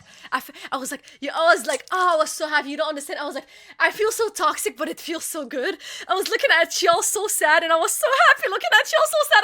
I feel bad saying this. I was sad. But I was thriving. I was sad. I was so happy, bro. I was like, I'm so happy. Y'all are, you know what? Because y'all were having your way the whole entire series. There was never any stakes. It was always Gojo at the top. Gojo would win all the time. I was like, finally, humbled. these people are eating this. Like, and some of you still don't believe he's dead, but you know, like the I think Nile he comes back. is okay. Yeah, you know what? I This think is he the comes thing. back. This is the thing. I The think- Lulu is the Sululu. I think somebody finds the Dragon Balls and it was nah. Listen, it would be so bad. It would be bad writing. I mean, we see him at the airport. We see him having his closure. The only way somebody can come back in a story, no matter what story, is if they didn't get their closure. That's why I think Big Mom is coming back to the story. She didn't get her closure. Right. That's why I think Nobara might come back to the story because she didn't get her closure to her character. What about Gojo Megumi? got his closure. Megumi, for sure, he's coming back. Like we need to have his closure. If you don't get a closure to a character, you're not writing him correctly. You're You feel literally like Gojo got his closure? writing him like shit. So that's why I think that since Gojo got his closure in the airport and he started thinking to himself, blah blah blah, like he's like, oh, I've met somebody who's stronger than me, whatever. Like he got his closure. Him coming back would be bad because like, oh, what other closure are we getting? Like, are we getting a second closure? Like it would be bad in my opinion. That's why. It's not because I hate him or anything. I'm just being honest. Like what makes his character this good is his closure. I think I agree with you. Yeah. That it probably would be bad, but I still want it to happen because I'm still hurting. I'm still in I pain. understand. Listen, I understand. I'm still I in do pain. feel this way about yo. I feel. Listen, same way with Nanami. I am a huge Nanami fan. I love him so much. Yo, I love his work ethic. I relate so much to him because like he's like, oh, after this whole day of work, like, oh, I'm doing just all of wanna- this yeah, work for these people. yeah. Nobody's appreciating. Like I looked at him. I felt so bad Yeah, for him. I love him you so feel much. it. You feel it. You feel Yeah, it. I think and- Nanami is very and- relatable. Very relatable. Yes. Yeah. Yes. And me personally, that's also most of the time I would relate to people. I would like characters that I can relate to and that I can admire. Like Right, it's all, either right, one of the right. other. And Nanami also, like I would love for him to return, but No. he had such He had a closure. beautiful He had closure. closure. Like when he looked at what is his name, Yuji, Yuji, yeah. and he was like, I don't want to become a curse to him. Let me just like say that you got this. Yeah. And like I was like, oh. Yeah. I was like, He's "Ah, like this a is- he's a this he's is a the he's a closure." man. You know what I'm saying? Like he's just a. Yeah, this- I think he just and lived now his he life can so finally pure. rest. Yeah, he lived his life Yeah, like he the can real now finally way. rest. I was like, beautiful closure. Beautiful. You see, this is a beautiful closure. That's why, like, I say that he's a perfect character. Please don't bring him back. No, Like, not he me. had Not his come back. closure. I do like that they brought back Exactly. his cursed his weapon. That sounded like a cursed blade same, or same. whatever. I thought that Yeah, was it's really always dope. cool. You know, that's really cool. Higuruma reminds me of Nanami. The lawyer. He reminds me of Nanami in regards to You're his right. approach. You know what? You're so right. I actually very much like the lawyer. And I Yeah. was like, why do I like him? And then I was like, yo, he Nanami. reminds me of He reminds me of Nanami, right? I really like Higuruma. Trying to think of the other character. I like Toto. You know, Toto, my guy. Yo, Toro, you know what? Like, honestly, I always forget to put Toro in my list. Like, yeah. but Toro is amazing. I Toto's love Toro. great. Maki was one of my favorite I think she's the best girl in the series. I think I agree. I agree. Honestly, like if Nobara comes back and there's like more character development, like I can be like, oh, okay, maybe. But for now, it's Maki. yeah, Maki. I just want to see Maki happy again because I don't want her character to kind of get just destroyed. Where it's like, okay, this happened to her. I mean, something like traumatic happened, right? Yeah. But I would like for her to come back and somewhat retain the personality that she Even- once had. You know. You know what? Even if she dies, like because like everybody ends up dying, you know. Even if she dies, I want her to have a beautiful closure, Right. just like the other characters. Right. I want Gege to appreciate his female characters Yeah. because for now, like Nobara had a shit closure. If that's the Shitty. end for Nobara, that's a shit Yuki closure. did as you know? well. Yuki went out. you know, I didn't like- like how Yuki went out. No female character have a good closure. Like I mean, maybe the sister of Maki or like it's not Mai. important characters. Yeah, Mai. Not important. You know, not important characters are having like good closure, I Right. guess. But like the important ones, the important female characters, I feel like they don't get. I don't good like how Yuki closures. went out. And I want Maki. Yeah, me too. Oh my god. That was I hate just. it. I was like, what the hell? But also, I don't think he's dead. But I didn't like how Kenjaku went out. You honestly, I don't think Kenjaku's dead. I as don't. well. He can't be dead, bro. I don't think so. I don't think so because again, I think Gege is very good at making beautiful closures for his men character. Yeah, and yeah. I think that and for somebody that important, It was he's just like probably a gonna have stab. his That's closure. it. I'm like, no way. No. No way. He's probably like because you know what he said. He said this is insurance. Yeah, He yeah. didn't say like, oh, this is I have to do This this. is Like, the this end. is the end. No, he Yeah. said it's insurance. When you say insurance, that means It's that like, it's like you have a in possibility, case. right, that you can do something, Yeah, but like this so- is now you're so right. he's not dead. He's Yeah, not so dead. with Kenjaku, I'm just hoping he's not. But overall, like I think what JJK, like I really enjoyed it considering like what it gave me in regards to like combat. It was like, yo, this is like some of the best shit I've ever seen. You know what I'm saying? And like, it's like every time I read One Piece, like I read One Piece for a certain thing. And of course, One Piece combat sometimes leave more to be desired because all the like its clashes and it's little, you know, whatever. But I think one thing that gave me a lot of joy back then when I read it because of how different it was from One Piece was like Berserk. And now JJK is giving that in regards to like combat just because like it is feel you. peak. It is peak, bro. Like One Piece is super deep for me. Also, like I can like you know Kuma and everything that is happening. Like yo, it's like super deep, like super layers, Yeah. like amazing. But when it comes to JJK, I feel like almost everybody, like yeah, One Piece also everybody has like an amazing backstory, like not, regardless. But when it comes to JJK, I don't know. There's something different. I can't pinpoint what it is, but there's just this emotional baggage that everybody has and you just like get so attached to the character and you're like you start to understand them even if they have like one or two panels like it could be like they can go out very fast, you know, like everybody who's going against like Sukuna. Yeah. Like you know they're having their moment, everybody. And you know I made this joke, if you see the four walls it's over for Yeah, you know? nah, facts. You know, Facts. even like you know, even Jogo, I got attached. I like to Jogo. I like The Jogo. full- I love him so much Yeah. too. Like He's a I was real like, one. oh my god, he just wanted Yeah. to be like acknowledged as like a curse. He wanted to be like as good as humans, and he wanted to be like because like he you know, I was like I understand where you're coming from. And like when I can understand you and relate to you, Yeah. I like you. I did like Jogo. I think it's the emotional baggage you talk about is real because even with cursed energy, you're using negative emotions, right?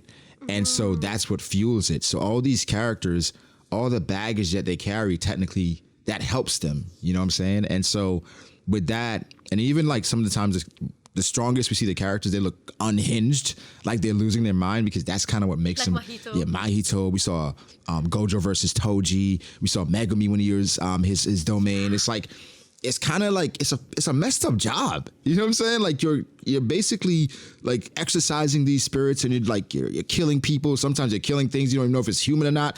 And so they do have a lot of baggage. And I think the thing is with JJK is like it's rare.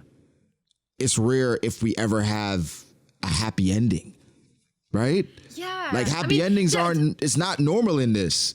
Because even though Like, Nanami you know like got what? closure, it's like he still died. You know? You know what? I feel like okay, it's like a bit like it's like I don't know how to explain it. It's like ironic in a way. Mm-hmm. It's like yes, dying is a bad ending, but I feel like in JJK like you find the good in it. Mm-hmm. So like for example, like even when Toji died, like Toji, like he was like, what is your last name? Yeah. I was like, oh, okay. And then Yeah, and he killed that's good. himself. And then I was like when you like look at it like from like a It's super, fucked up. far, you're like, oh, that's fucked up. But then when you look at it like, That's like from cool. a close, like you're like, That's oh, dope. that's so He cool. got his closure That's where it's like, you don't yeah. get. That's why I'm telling Yeah. you, when the closure is good, Yeah. I don't mind it. I love it. Like that's why I don't mind it. I know a lot of people are like, I'm so like desensitized, like JJK kills everybody, whatever. But that's the thing, the good death, they hit home. Yeah, no, and yeah. and you it is unforgettable. That's why I will never forget these amazing characters that had like such a good closure during their death. I didn't spend a lot of time with Yuki, and I don't know why I feel like I like her a lot. You know what I'm saying? I don't know. So, I don't know what it is. You know what? I don't know. I don't know. Yuki is just like.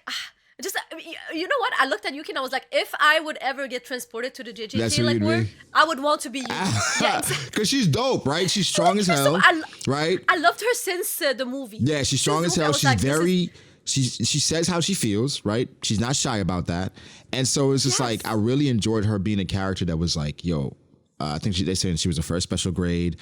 She was somebody that was on a level that was insane, and so for her, I was like, damn, I didn't like how she went out, but I just have this, I guess, this attachment to her, but I really can't pinpoint what it is. You know what I like? What I like? I think I started liking her. Like you know when you like a character, you need to immediately when you start liking a character to stop and ask yourself, because if you wait too long, Yeah, you're gonna you forget why yeah, exactly. yeah.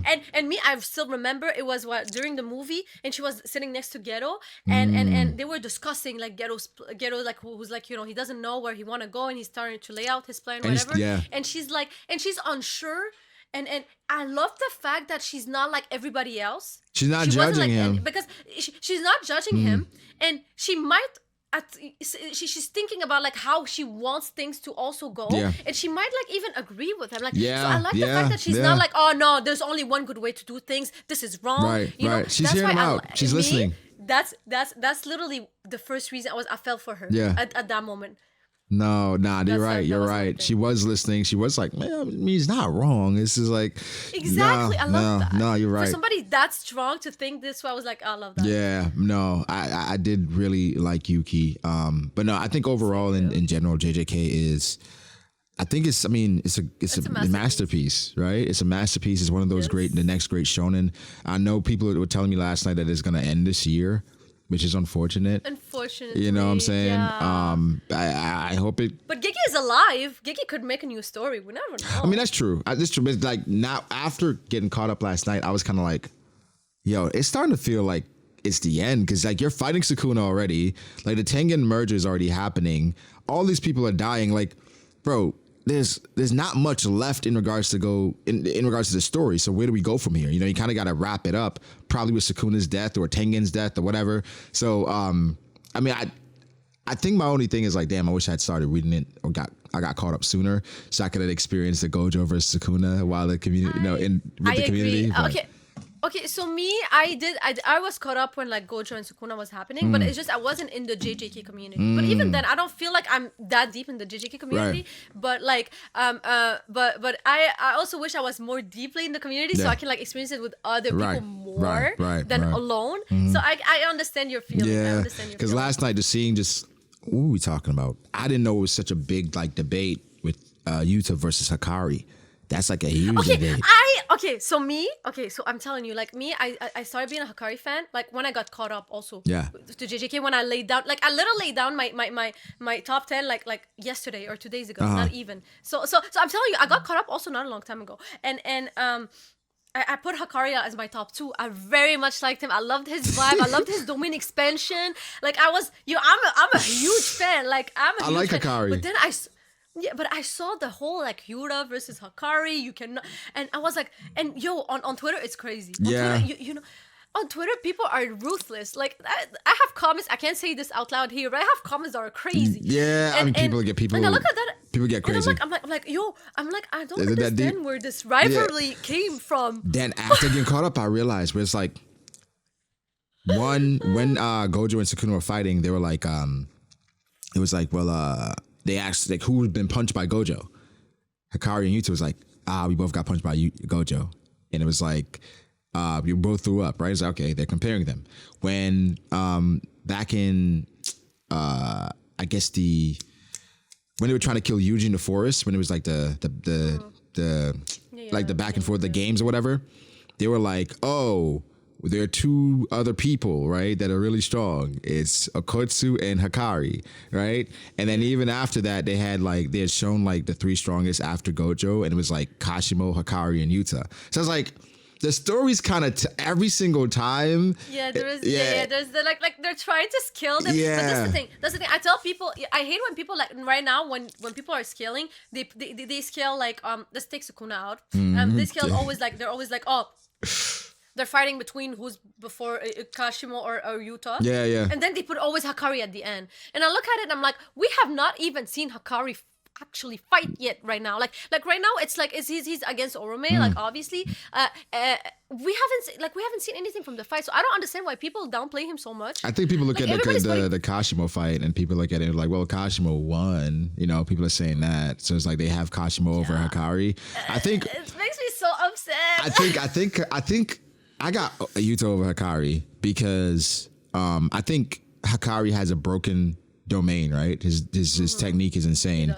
And he's immortal for like 4 minutes, right? But I think the thing was Yuta has so much in his bag.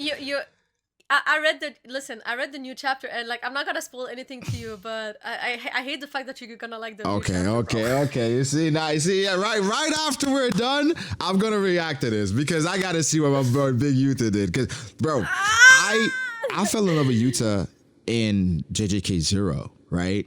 Because he's very likable. Like honestly, you know, sometimes like like I like jokes made about Yuta just because I'm a Hakari fan. But I don't dislike it. I always tell people I never said in my life that I hated Yuta. I'm neutral. Like he's super cool. He's super likable. I think what I love about him is that even in the midst of all this turmoil, all this bad shit, that's why I was so disheartened when he was like, "I'm gonna kill Yuji." I was like, Okotsu, like you're falling. But then he was like, oh nah, like we're good. I care about the people that Gojo care about, you know? He's a good person. Reasonable. Yeah. He's reasonable. Yeah. He's a good, you know what? Yeah, exactly. I think that's why like he's so likable. Yeah. I think that a lot of people hate him because he's like the prodigy. He's like, oh, it's unfair. We don't like somebody who like gets everything like for free. But think about what he had to go through though. Like yeah, exactly. I feel like I'm sorry, but like am I crazy to think that like he worked hard for his thing? Like if anything, I feel like he's not born with the 6 eyes. No, like, he had to work for his thing. Yeah, he was born with like insane Kurosenji, but he had to see his best friend get killed right in front of him and live with that guilt for like most of his life and grew up with it. You know, grew up with that curse. You know what I'm saying? So it's like he kind of earned this. You know what I'm saying? He had a hard life, and because of who he was, like Rika loved him. It's like. Nah.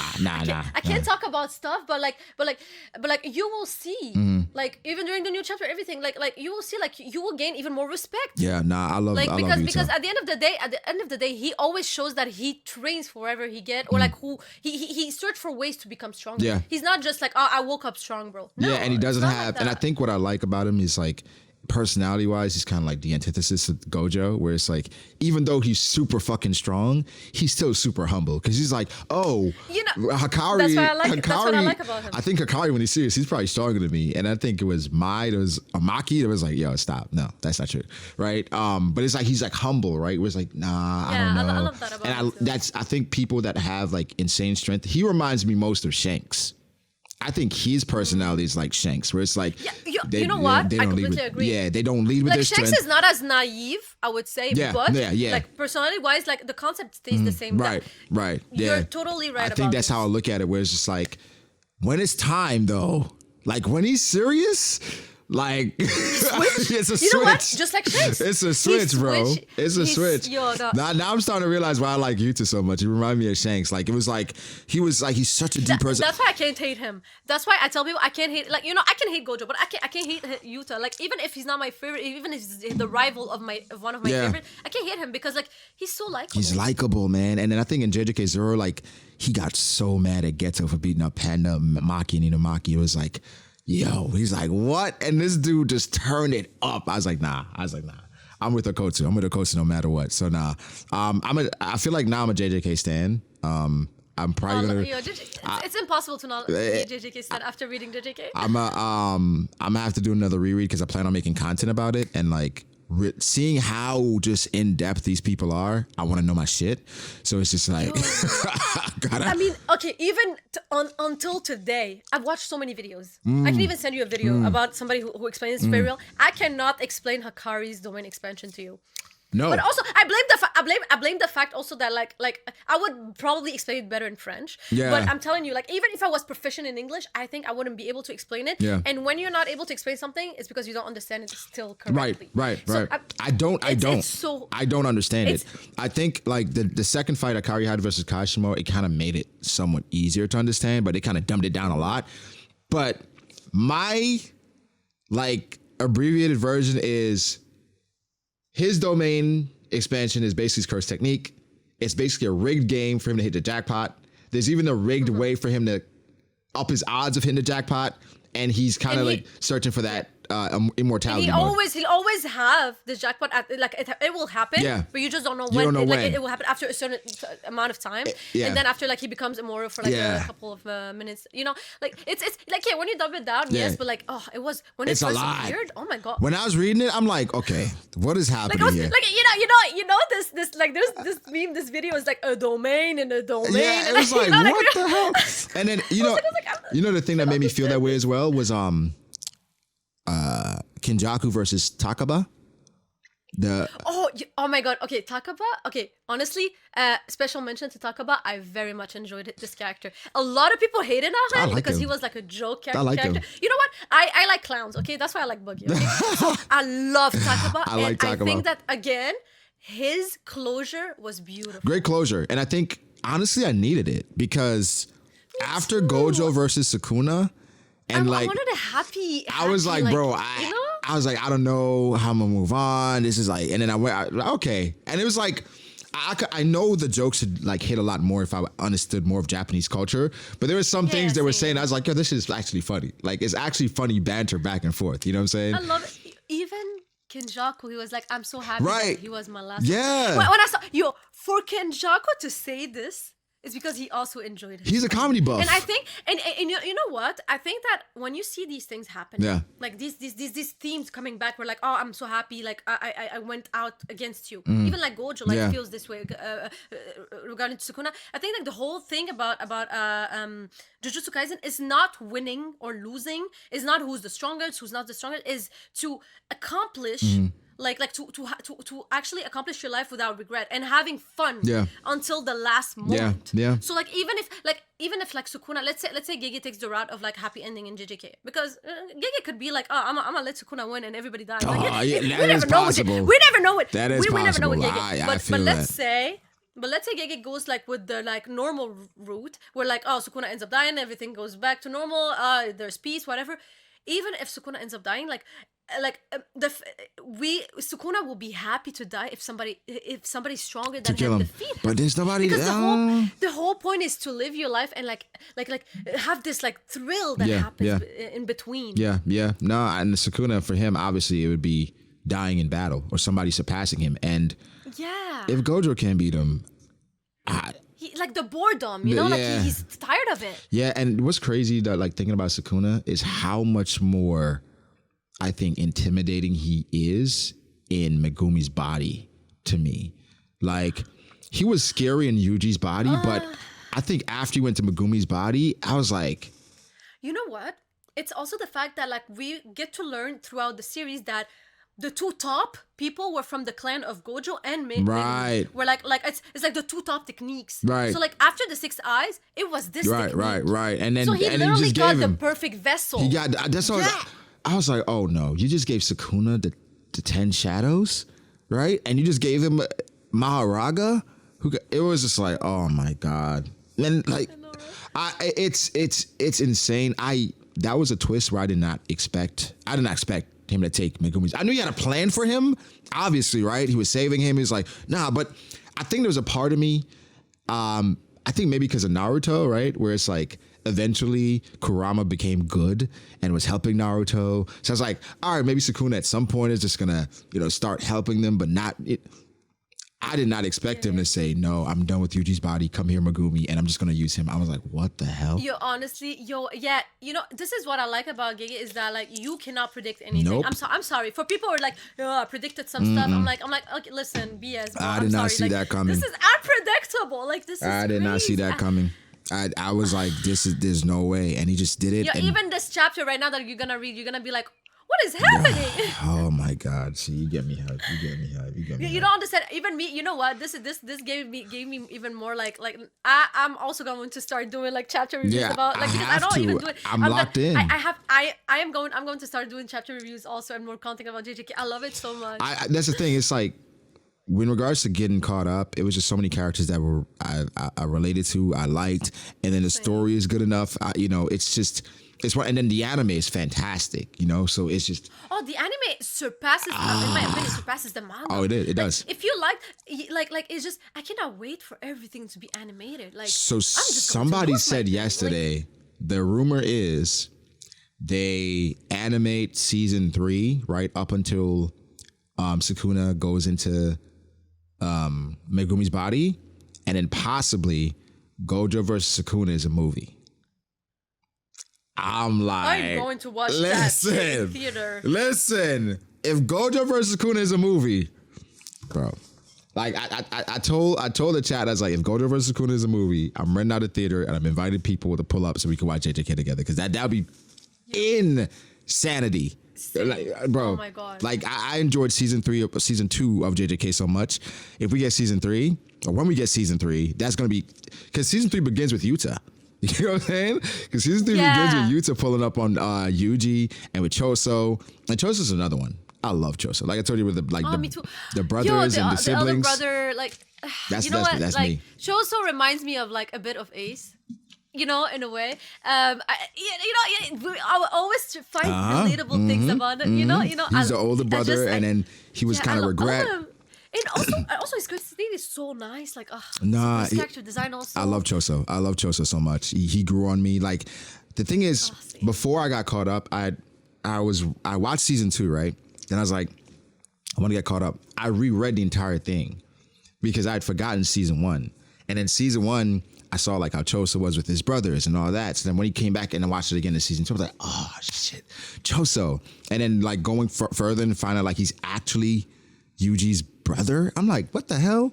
We're like, me too. Honestly, that came out of nowhere. It was. I was like, there's something like sometimes the transitions are just shocking. I was like, what the? Like there's sometimes there's build up, but sometimes it's just it just happens. Here's right? the info. Like, here's the info, and I'm like, and it just happened in my face, and I'm like, I'm slapped with it, and I'm like, what is happening? Kenjaku's Yuji's mother. I'm like, what the hell kind of crazy? Oh my is this? God. I was like, damn! The numbers of meme that happened afterwards. But honestly, like I was shocked. Yeah. But you know what? Like Kenjaku gave me this Aizen. Persona. I was like, yo, this man has been planning stuff, bro. But I think he's even more like dedicated in Aizen, that he was willing to be a mom. A woman. He was willing to like birth. Like what the hell? And this, bro, I was like, this is insane. But that's the thing I love about JJK. Like you said, it's unpredictable. You don't know what's gonna happen. Yeah. And like I think it's a perfect, like reading JJK and reading One Piece. I think it's like a great union because One Piece is like One Piece does get dark, but it's so bright and it's it's a bunch of friendship and all this different stuff. And it's like JJK is like death and like dark and curse energy and the fights. So it's just like. I think it's like a great. I wish I read it sooner because like a great thing like back to back was like I watched like even if you read JJK, it's like all right, I can just go read One Piece and then I'm gonna get Luffy, I'm gonna get like all this different stuff. So it's like I'm happy I got caught up. I'm really happy I got caught up. It's one of my new faves. I'm telling you, it's funny that we're talking about this because I also got caught up not a long time ago. Like I even like tweeted about it. Like it's crazy. So I plan on doing a top 30, probably like a month from now because I want to. Reread a few things and kind of get my ducks in a row. You're definitely invited if you want to pull up. Like I said, it's I'd love to. With the top, I have no idea what I'm gonna do with the top 30 at this point. I'm gonna be honest. I need to study too. I need to make my homework because also like I'm not like because I don't even know 30 people. I don't know, and that's why it's gonna be like I think it's even way harder than One Piece because I think with One Piece because he's discussed it so much and we talk about the characters so much, you kind of have like a general idea of where these characters are. Yeah. I'm like, who would I put at 30? Where do I have Todo relative to like Choso? Like where do I put put the panda guy? Yeah, where do I put Panda, right? Where do I put and then at first I was on stream, I was like, oh, no dead characters. Then the chat was like, we're not gonna have any characters. I was like, we have to use dead You have to characters. include- We gotta use you dead have to characters. include dead We gotta use dead characters. characters. I'm sorry. Yeah, we have to use dead You characters. have to. You know what I'm saying? We'll have what, 2 people? Yeah, it's not gonna be anybody left. It's not gonna be anybody left. So we gotta have the dead characters. But definitely plan on having the top 30 next month once I like read a bit more. But nah, Hime, I appreciate you pulling up. This is dope. I appreciate the invite. Nah. Like honestly, I wasn't expecting that. Nah, Like, it's absolutely. like- Nah, like I said, I really just the content I saw and just your energy, it's like infectious. You know what I'm saying? I was like, I gotta talk to Hime, just talk about thank stuff. You know what I'm you. saying? And I think in regards to content, definitely keep making more content, keep putting yourself out there. I think you are like, even in the midst of the toxicity, it's like just how joyous you are about everything. It's dope. It's really dope in the community, and also like more women being in the community, I think is great. With you and Chestnut doing your thing, I'm all for it. So like, you know what I'm saying? I appreciate you. Well, thank you. I very much. I also like your stuff. Like honestly, like I was always following you guys, like the One Piece Yeah, YouTubers yeah, and stuff. And like when I linked up with like most of the One Piece YouTubers, like I linked up first. Like I got to know Power Vision first, Hidden Island, Yeah. Twitch, and all of these people first. Yeah. We linked up in Anime NYC, and then I met also King of Lighting. Yeah. I met him like in LA in the LA Anime Expo. I Anime think it's Expo, called. yeah.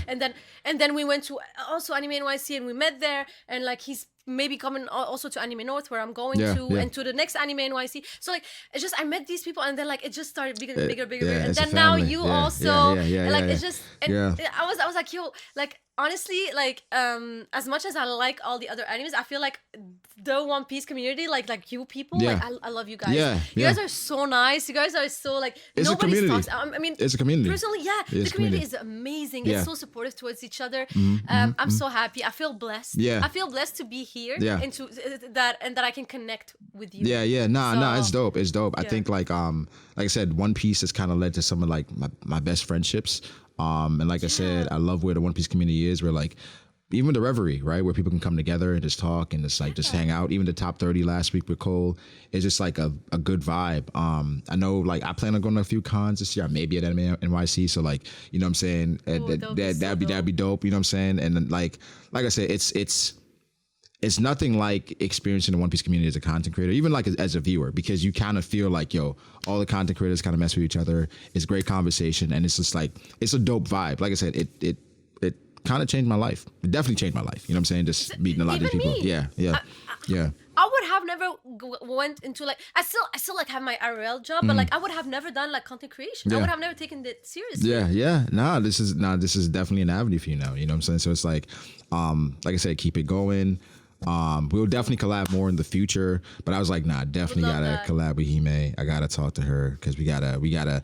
And then I saw you like talking about I forgot who you were defending. It was I think it was Kizaru. Probably Kizaru. Probably It's Kizaru. probably Kizaru. I am the And I was biggest like- Kizaru defender on this app. Bro, and I was like, facts. I remember I read it. I was like, facts. Like Bro, what? do you know how I have literally like I have like threads, bro. Yeah. Like because you probably saw the first thing you saw. If it wasn't the ulting category, it was probably me saying that Kizaru is stronger than Kaido. Oh, you said I that? went on. Okay. So it's a reach. It's a big reach. Okay. I must agree. But I wrote like 8 paragraphs, and I went on like a full thread against somebody quoting retweet and stuff. I was like explaining stuff. I Yeah. was showing panels. I went in full analysis dedicated. mode. Like, yeah, I was Dedicated. dedicated. Yeah. I was dedicated. I'm telling you, it was crazy. Like Kizaru is not even my top 10 favorite characters, bro. He's not in my top 10 I'm telling you, either. Yeah, he's yeah, not it's my just top it's 10. crazy. When I see Kizaru, I'm like, I'm defending this man. Like I looked at this man and I was like, I will be your lawyer, bro. I think that's the good part, and I don't think there are a lot of people that kind of look at the story the way we kind of do, where it's like I don't have to the character doesn't have to be my favorite for me to defend them. You know what I'm Me saying? too. Like I think right is right, and some of these characters, people are gonna say agenda, all the different. I'm like, but You bro, know- like you know what the it is what problem it is. People think that like when I say, for example, I don't like a character, people automatically equate it to she think he's not a not- good written yeah, character. yeah. No, false. I can hate a character from the bottom of my heart and still think he's the best written character. Facts. Like it's two different Yeah, things. yeah. That's why like for example, I'm not an Akainu stan, but I respect the man and I think he's well written. Yeah. Same with Blackbeard. Same with like other Yeah, people. You know, yeah, you yeah. can appreciate art. Yeah, that's the without thing. without finding it relatable. I saw somebody saying, it was a tweet. It's like the worst. Basically said that people defend the Admirals because they see themselves in the Admirals, and they're the worst people in real life. Oh my god! Oh, I saw. saw Yo, that? I know exactly. I know exactly what we're talking I was about. like, I know. I what don't. I the don't get along fuck? with that person. I was I like, do what not get kind along of with that dumb? person. It was. That's It was silly to me. The stupidest thing. It was the stupidest thing because like again, like I like the flamingo. Do I want to go commit genocide? No. Like, no, bro. you know. And I even tweeted about it. I was like, bro, you can appreciate art without necessarily like like you can be like, yo, this is well written. This Yeah. is amazing. Yeah. This is good. Yeah. You know, without being like, yo, I want to be like him. I want to, like, yeah, 100%. There's some characters that, like, I like because, I see myself in them. Right, Or, like, right. Mm-hmm. I relate to them. But some other characters, like, I no, don't see relate. myself in 0%. Dofi, but, like- I don't see myself in Sukuna. Right, right. I'm like, but it's Like, it's like an insane thing. But I you think appreciate it. you should be able to appreciate characters without saying like, yo, this person is just That's like. the beauty. That's the beauty of things. Like if everybody had to be good and relatable, like it would be It's so boring. It would be so boring. That's why Yeah. that's why I always say like typically I root for villains. That's why it was so insane for me with JJK where I was rooting for Gojo because I'm the villain guy. Like I'm always rooting for the villain because I think that makes things more interesting, right? And so when Sukuna I was like, oh, he's just too villainous. He's just too much. I can't. Me too. I couldn't. I was like, I have to stand. I was like, he's just I too love him so much, bro. And like, he was so casual with it. And like, even with Against Yorozu, where she's like in love with him. And he's like, bro, she's like, you're not going to use your shrine against me? He's like, nah, like, I don't, I don't got to do that. Like, what? Because he's trying to make sure that Megumi sinks even deeper with his soul. I'm just like, dog, nah, Gojo, you're our last hope, man. You're our last hope. And so like, I'm the villain guy rooting against Sukuna. That just tells you how villainous he is. You know what I'm saying? But I gotta respect him though. I gotta respect who he is. I gotta Yeah. respect for sure. Like I think that Gojo. By the way, I think that Gojo is a super well written character, even if I'm not a stan. Yeah. You know, that's what I tell people. Is like I'm not saying that he's not well written. Yeah. I think people have this hard time in the community where like, oh, you need to pick your clan and you need to hate everything. You know. Like, yeah, Clan is It's like, hilarious. But nah, you gotta. I try my best Here's to like, how like I- explain this to people. I rationalize it where it's like, it's a lot of kids in the community, right? That is true. a lot of- We're old compared to You a see lot what I'm of people. saying? So it's just like, that person could be 14, 15, 16. And I'm like, I was obnoxious at 16. You know what I'm saying? Like, if Oh, yeah, me too. if I was making I content thought I was right. at 16 and I was like, I'd probably No, be. I am happy You saw I that? didn't put myself out there before I got like older. I would've because made the mistakes. amount of dumb thing I'd have made that would mistakes. have been registered on the internet about me, Yeah. it would have ruined my You life. see what I'm saying? And so it's just like, some people I'm just like, all right, you may be young, you know what I'm saying? Like, because even early 20s, this is like, you're still really young. So it's like, I just Oh, look at it yeah. as, but I think the problem is sometimes some of these people, they attach themselves to certain characters where it's like, they're Zoro 999. So like anything Zoro. I literally, you know what? I literally explained that also. Like I explained that, and I said the problem is some people they get attached so much to a character. They get attached so much to them that they make their whole personality about them. They become them in their head. So like the problem is that when you see yourself so much, you don't disassociate yourself from Yeah, that character. yeah. So whenever somebody slander that character or give criticism like you're getting to that slandered. character, you take it personal because you think we're talking about you. Yeah. That's why I tell people like you need to find your own personality. Yes, you can act like him if you want, that's fine. Mm-hmm. But you shouldn't take criticism that is towards a fictional character It's not real. personally as if it was It's towards not real. you. Like I said, If anything, I always tell people, if anything, the fact that I'm criticizing this character Mm-hmm. means that this character is nuanced. He has layers. Yeah. We can flesh him out. He's very interesting. That's what I love about Sanji is because.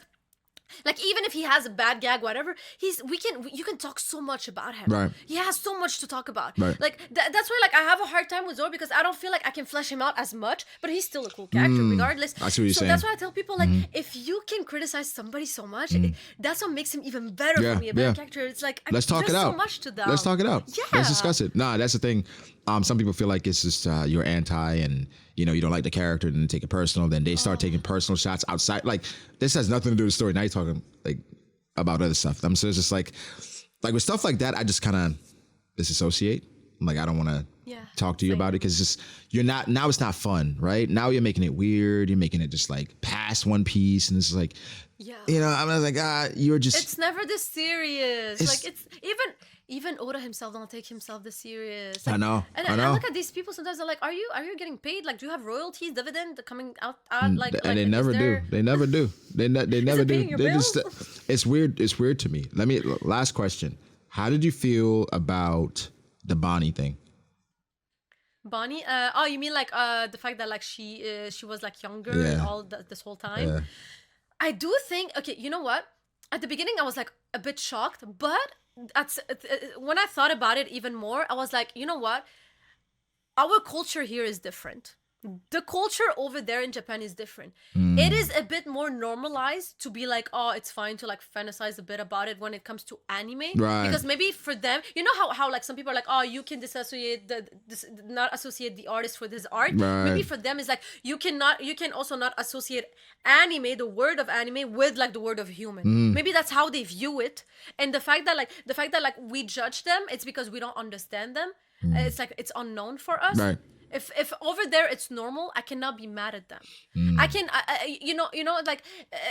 tried to be mad, but at the same time, I was kind of understanding when it came to them. Now here, if people here who know better and who were raised differently still feel these strong feelings and they're like still like aroused by it, I would be like, okay, now go check yourself. Yeah. But if you come from that environment where it's normal and you're able to not associate it with real humans, that you were raised differently. Yeah. That's totally normal. You see? Yeah. That's how I saw it. I talk about like culture and how you're brought up and different things that you see and experience. My country, like culture is completely different from North America. Right. Like most of the shit we do here, like it will be crazy over there. Right. Know? That's what I try to tell people. It's like I don't agree with it, obviously, right? I don't agree with like, you know, sexualizing a young girl. But then I think when things get too crazy is when they try to equate it to real life. I'm like, you know, this isn't a real person and we're using manga magic.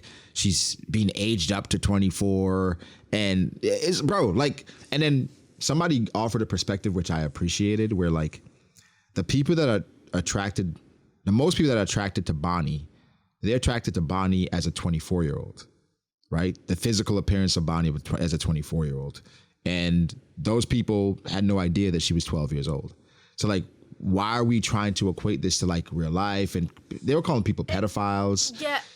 Nobody was actually fiending in her kid form. Her kid form, right? Even you know what's crazy? Like even Sanji, like he never fiended for her kid form, and even her adult form. By the way, he never fiended for her.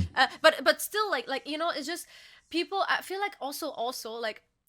Like I don't wanna sound like mean or anything, but we live in the snowflakes generation where like a lot of people like they take offense to everything, even things that has nothing to do with them. You're not wrong. You know, sometimes like people are like, you're appropriating this culture, and they're not even part of this culture. And then you ask the person who is part of this culture, and they're like, oh, I actually appreciate. I actually appreciate these. They love my culture. You know, like so I feel like people are like are too much like they're just like, oh my god, like they're waiting on the smallest thing, so like just get mad and hate and cancel culture. You know, it's clicks. It's unfortunate. It's clicks, right? So it's like you jump on a movement or something that's, you know, it's like, yo, I wanna get this attention. And my thing is like, people kind of, I would say, going at people in regards to this on Twitter, that doesn't make them a good person. Like, you don't look like a better person all because like, oh, I'm gonna condemn like, bro, that's honestly telling me more about you. Cause like, why are you like being so overzealous about it? Why are you doing this much to try to prove that you're against like child appropriation? Like, bro, we all, like, a lot of us know that that's wrong, but I don't have to like shit on all these different people to prove it. Like, it's telling me about who you are, honestly. more than you think. And if anything, I always tell people like when you put accent on something, yeah, it's good to call out stuff. Like me, for example, like I call out sexism because obviously it is completely directly related to me, Right. and when it happens to me, Yeah. I always call it out. Like on Twitter, this is like the one thing that I always call out when it happens because like it's like I take it personally. It happens to me. It's my experience. And I'm like, okay, it's important because like because of this, like not a lot of girls comes into an anime community. Yeah. And I also like if you didn't know, like also and even in real life, I'm a software engineer and like it's a male dominated Right. like thing. And I've also like went through like sometimes some sexism in engineering school. So like so like it's a repeated theme for me. So like I understand when it's something that is super personal to you, to bring it awareness to it. Like like I don't want people to go through this. But Absolutely. when it's like when it's like something that is fictional and it has nothing to do with you, bringing negativity to it and a lot of attention to it Yeah. will not only make it worse, but also like it will bring even more hate. Yeah. And like and you will also see a lot of people. creates a Like, cloud. yeah. It's just like if you wanted to actually like not if you wanted to actually disappear, you should just like ignore it. Yeah. To be honest. Yeah. And not put attention to it. The more attention you put to it, the more it's gonna exist. It's gonna become even bigger. No, that's facts. That's facts. But I think it's like, again, we don't know how old these people are. We don't know how these people grew up. Like I said, it's Twitter. It's like it's virtual reality, right? We're already here, where people are creating personas, and they're it's no real Yeah. consequence because you don't know who they are for most part. Like a lot of people that go crazy on Twitter, they have an Avi. They don't have any real information, and so they can hide Some of behind it. them lie, straight up lie, and they don't even believe what they're saying. And so sometimes it's to create that toxicity. So it's like with Twitter, like I like being on Twitter. I enjoy Twitter, or just in general social media. But it's like a separation, right? That's what I tell people. It's just like, yeah, how I am on social media. It's like I gotta have to create this distance because it's so toxic, and I can't let it bleed into like my real life. You know what I'm saying? I learned what's time. Like I'm telling you, like outside of Twitter, people know me for like the sweet person, never argue, Yeah. just makes funny skits, react to stuff. Yeah. Like nobody, like people when they go on Twitter and they see the human, they're like, They're like, who is what's this going person, on? But you kind of Yeah. have to match that energy sometimes, right? Or they're gonna be people Yeah, are gonna yeah. come at you crazy. Yeah, but I never once insulted someone. Right, I never I right. never personally insult them because this is a big thing for me. I'm like insult my argument, like argue, debate me. Do not insult me, and I want to like live by like practice what you preach. No, that's you know? facts. That's and facts. don't ask for what you cannot provide. Right. So like that's why I try to do that, and that's my big thing on Twitter. Like I learned to have thick skin. Like I know I learned that like in no Yeah. time because you have no choice. gotta Otherwise have- you're not gonna survive. Especially as a and- woman in and- the community. Yeah, and when things happen, when people come and insult me and like directly and stuff like Yeah. that, like I start taking like this is like it's a joke, like Yeah, it's an alright, NPC talking yeah. to me, or like I look at them and sometimes I'm like I feel bad for them because when you have so much hatred in your heart, you must not be happy. Yeah, when there's you're a things happy going on. person, you want to spread love, you want to Right. spread happiness, you Right. don't want to spread hatred. So I look at them and I feel bad, and I'm like I want to like sometimes I want to embrace them. I want to be like, yo, it's gonna be okay. Hey, listen, I think I used to be at that point. Now I'm past it, where it was just like, all right, screw you. I'm just gonna block you. Like it's just, I don't have the time for it. You know what I'm saying? Because Yeah. Sometimes when they harass me, like when it becomes harassment, like I block. Like, I'm Yeah. like, okay, I'm not dealing with that. This is harassment. yeah. But I think it's like it's more good than bad. You know what I'm saying in regards to just the community, and I think that's why it's one of the best. So, Hime, I would say keep thriving, keep doing your thing. If you ever need anything, you can reach out, DM me, whatever. And like I said, we'll collab again for sure. But sure. definitely appreciate it today. We went over a little bit, went over our time a little bit, but this is a great conversation. such a good discussion. Yeah, it was great. It was You're great. so cool to talk to. I appreciate that. I plan on putting like everything up. I don't know exactly, but like put them up in like specific videos and stuff. So probably next week or so, or maybe this weekend, considering we're on break week. So just put them up. But like when it's the top 30 and stuff, I'll hit you up so that we can get that I'm top 30 going. All right. But nah, again, down. dope conversation. Where can people find you?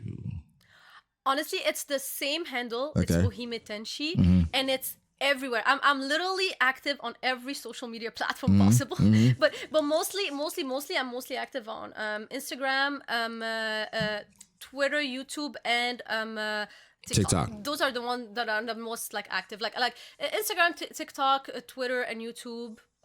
these four are I'm the most active on them. Okay, perfect. Like all the information in the description. Go check out Hime. It's great content.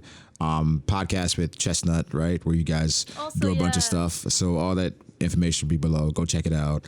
And of course, like, subscribe, and we'll catch you guys in the next one. Peace out.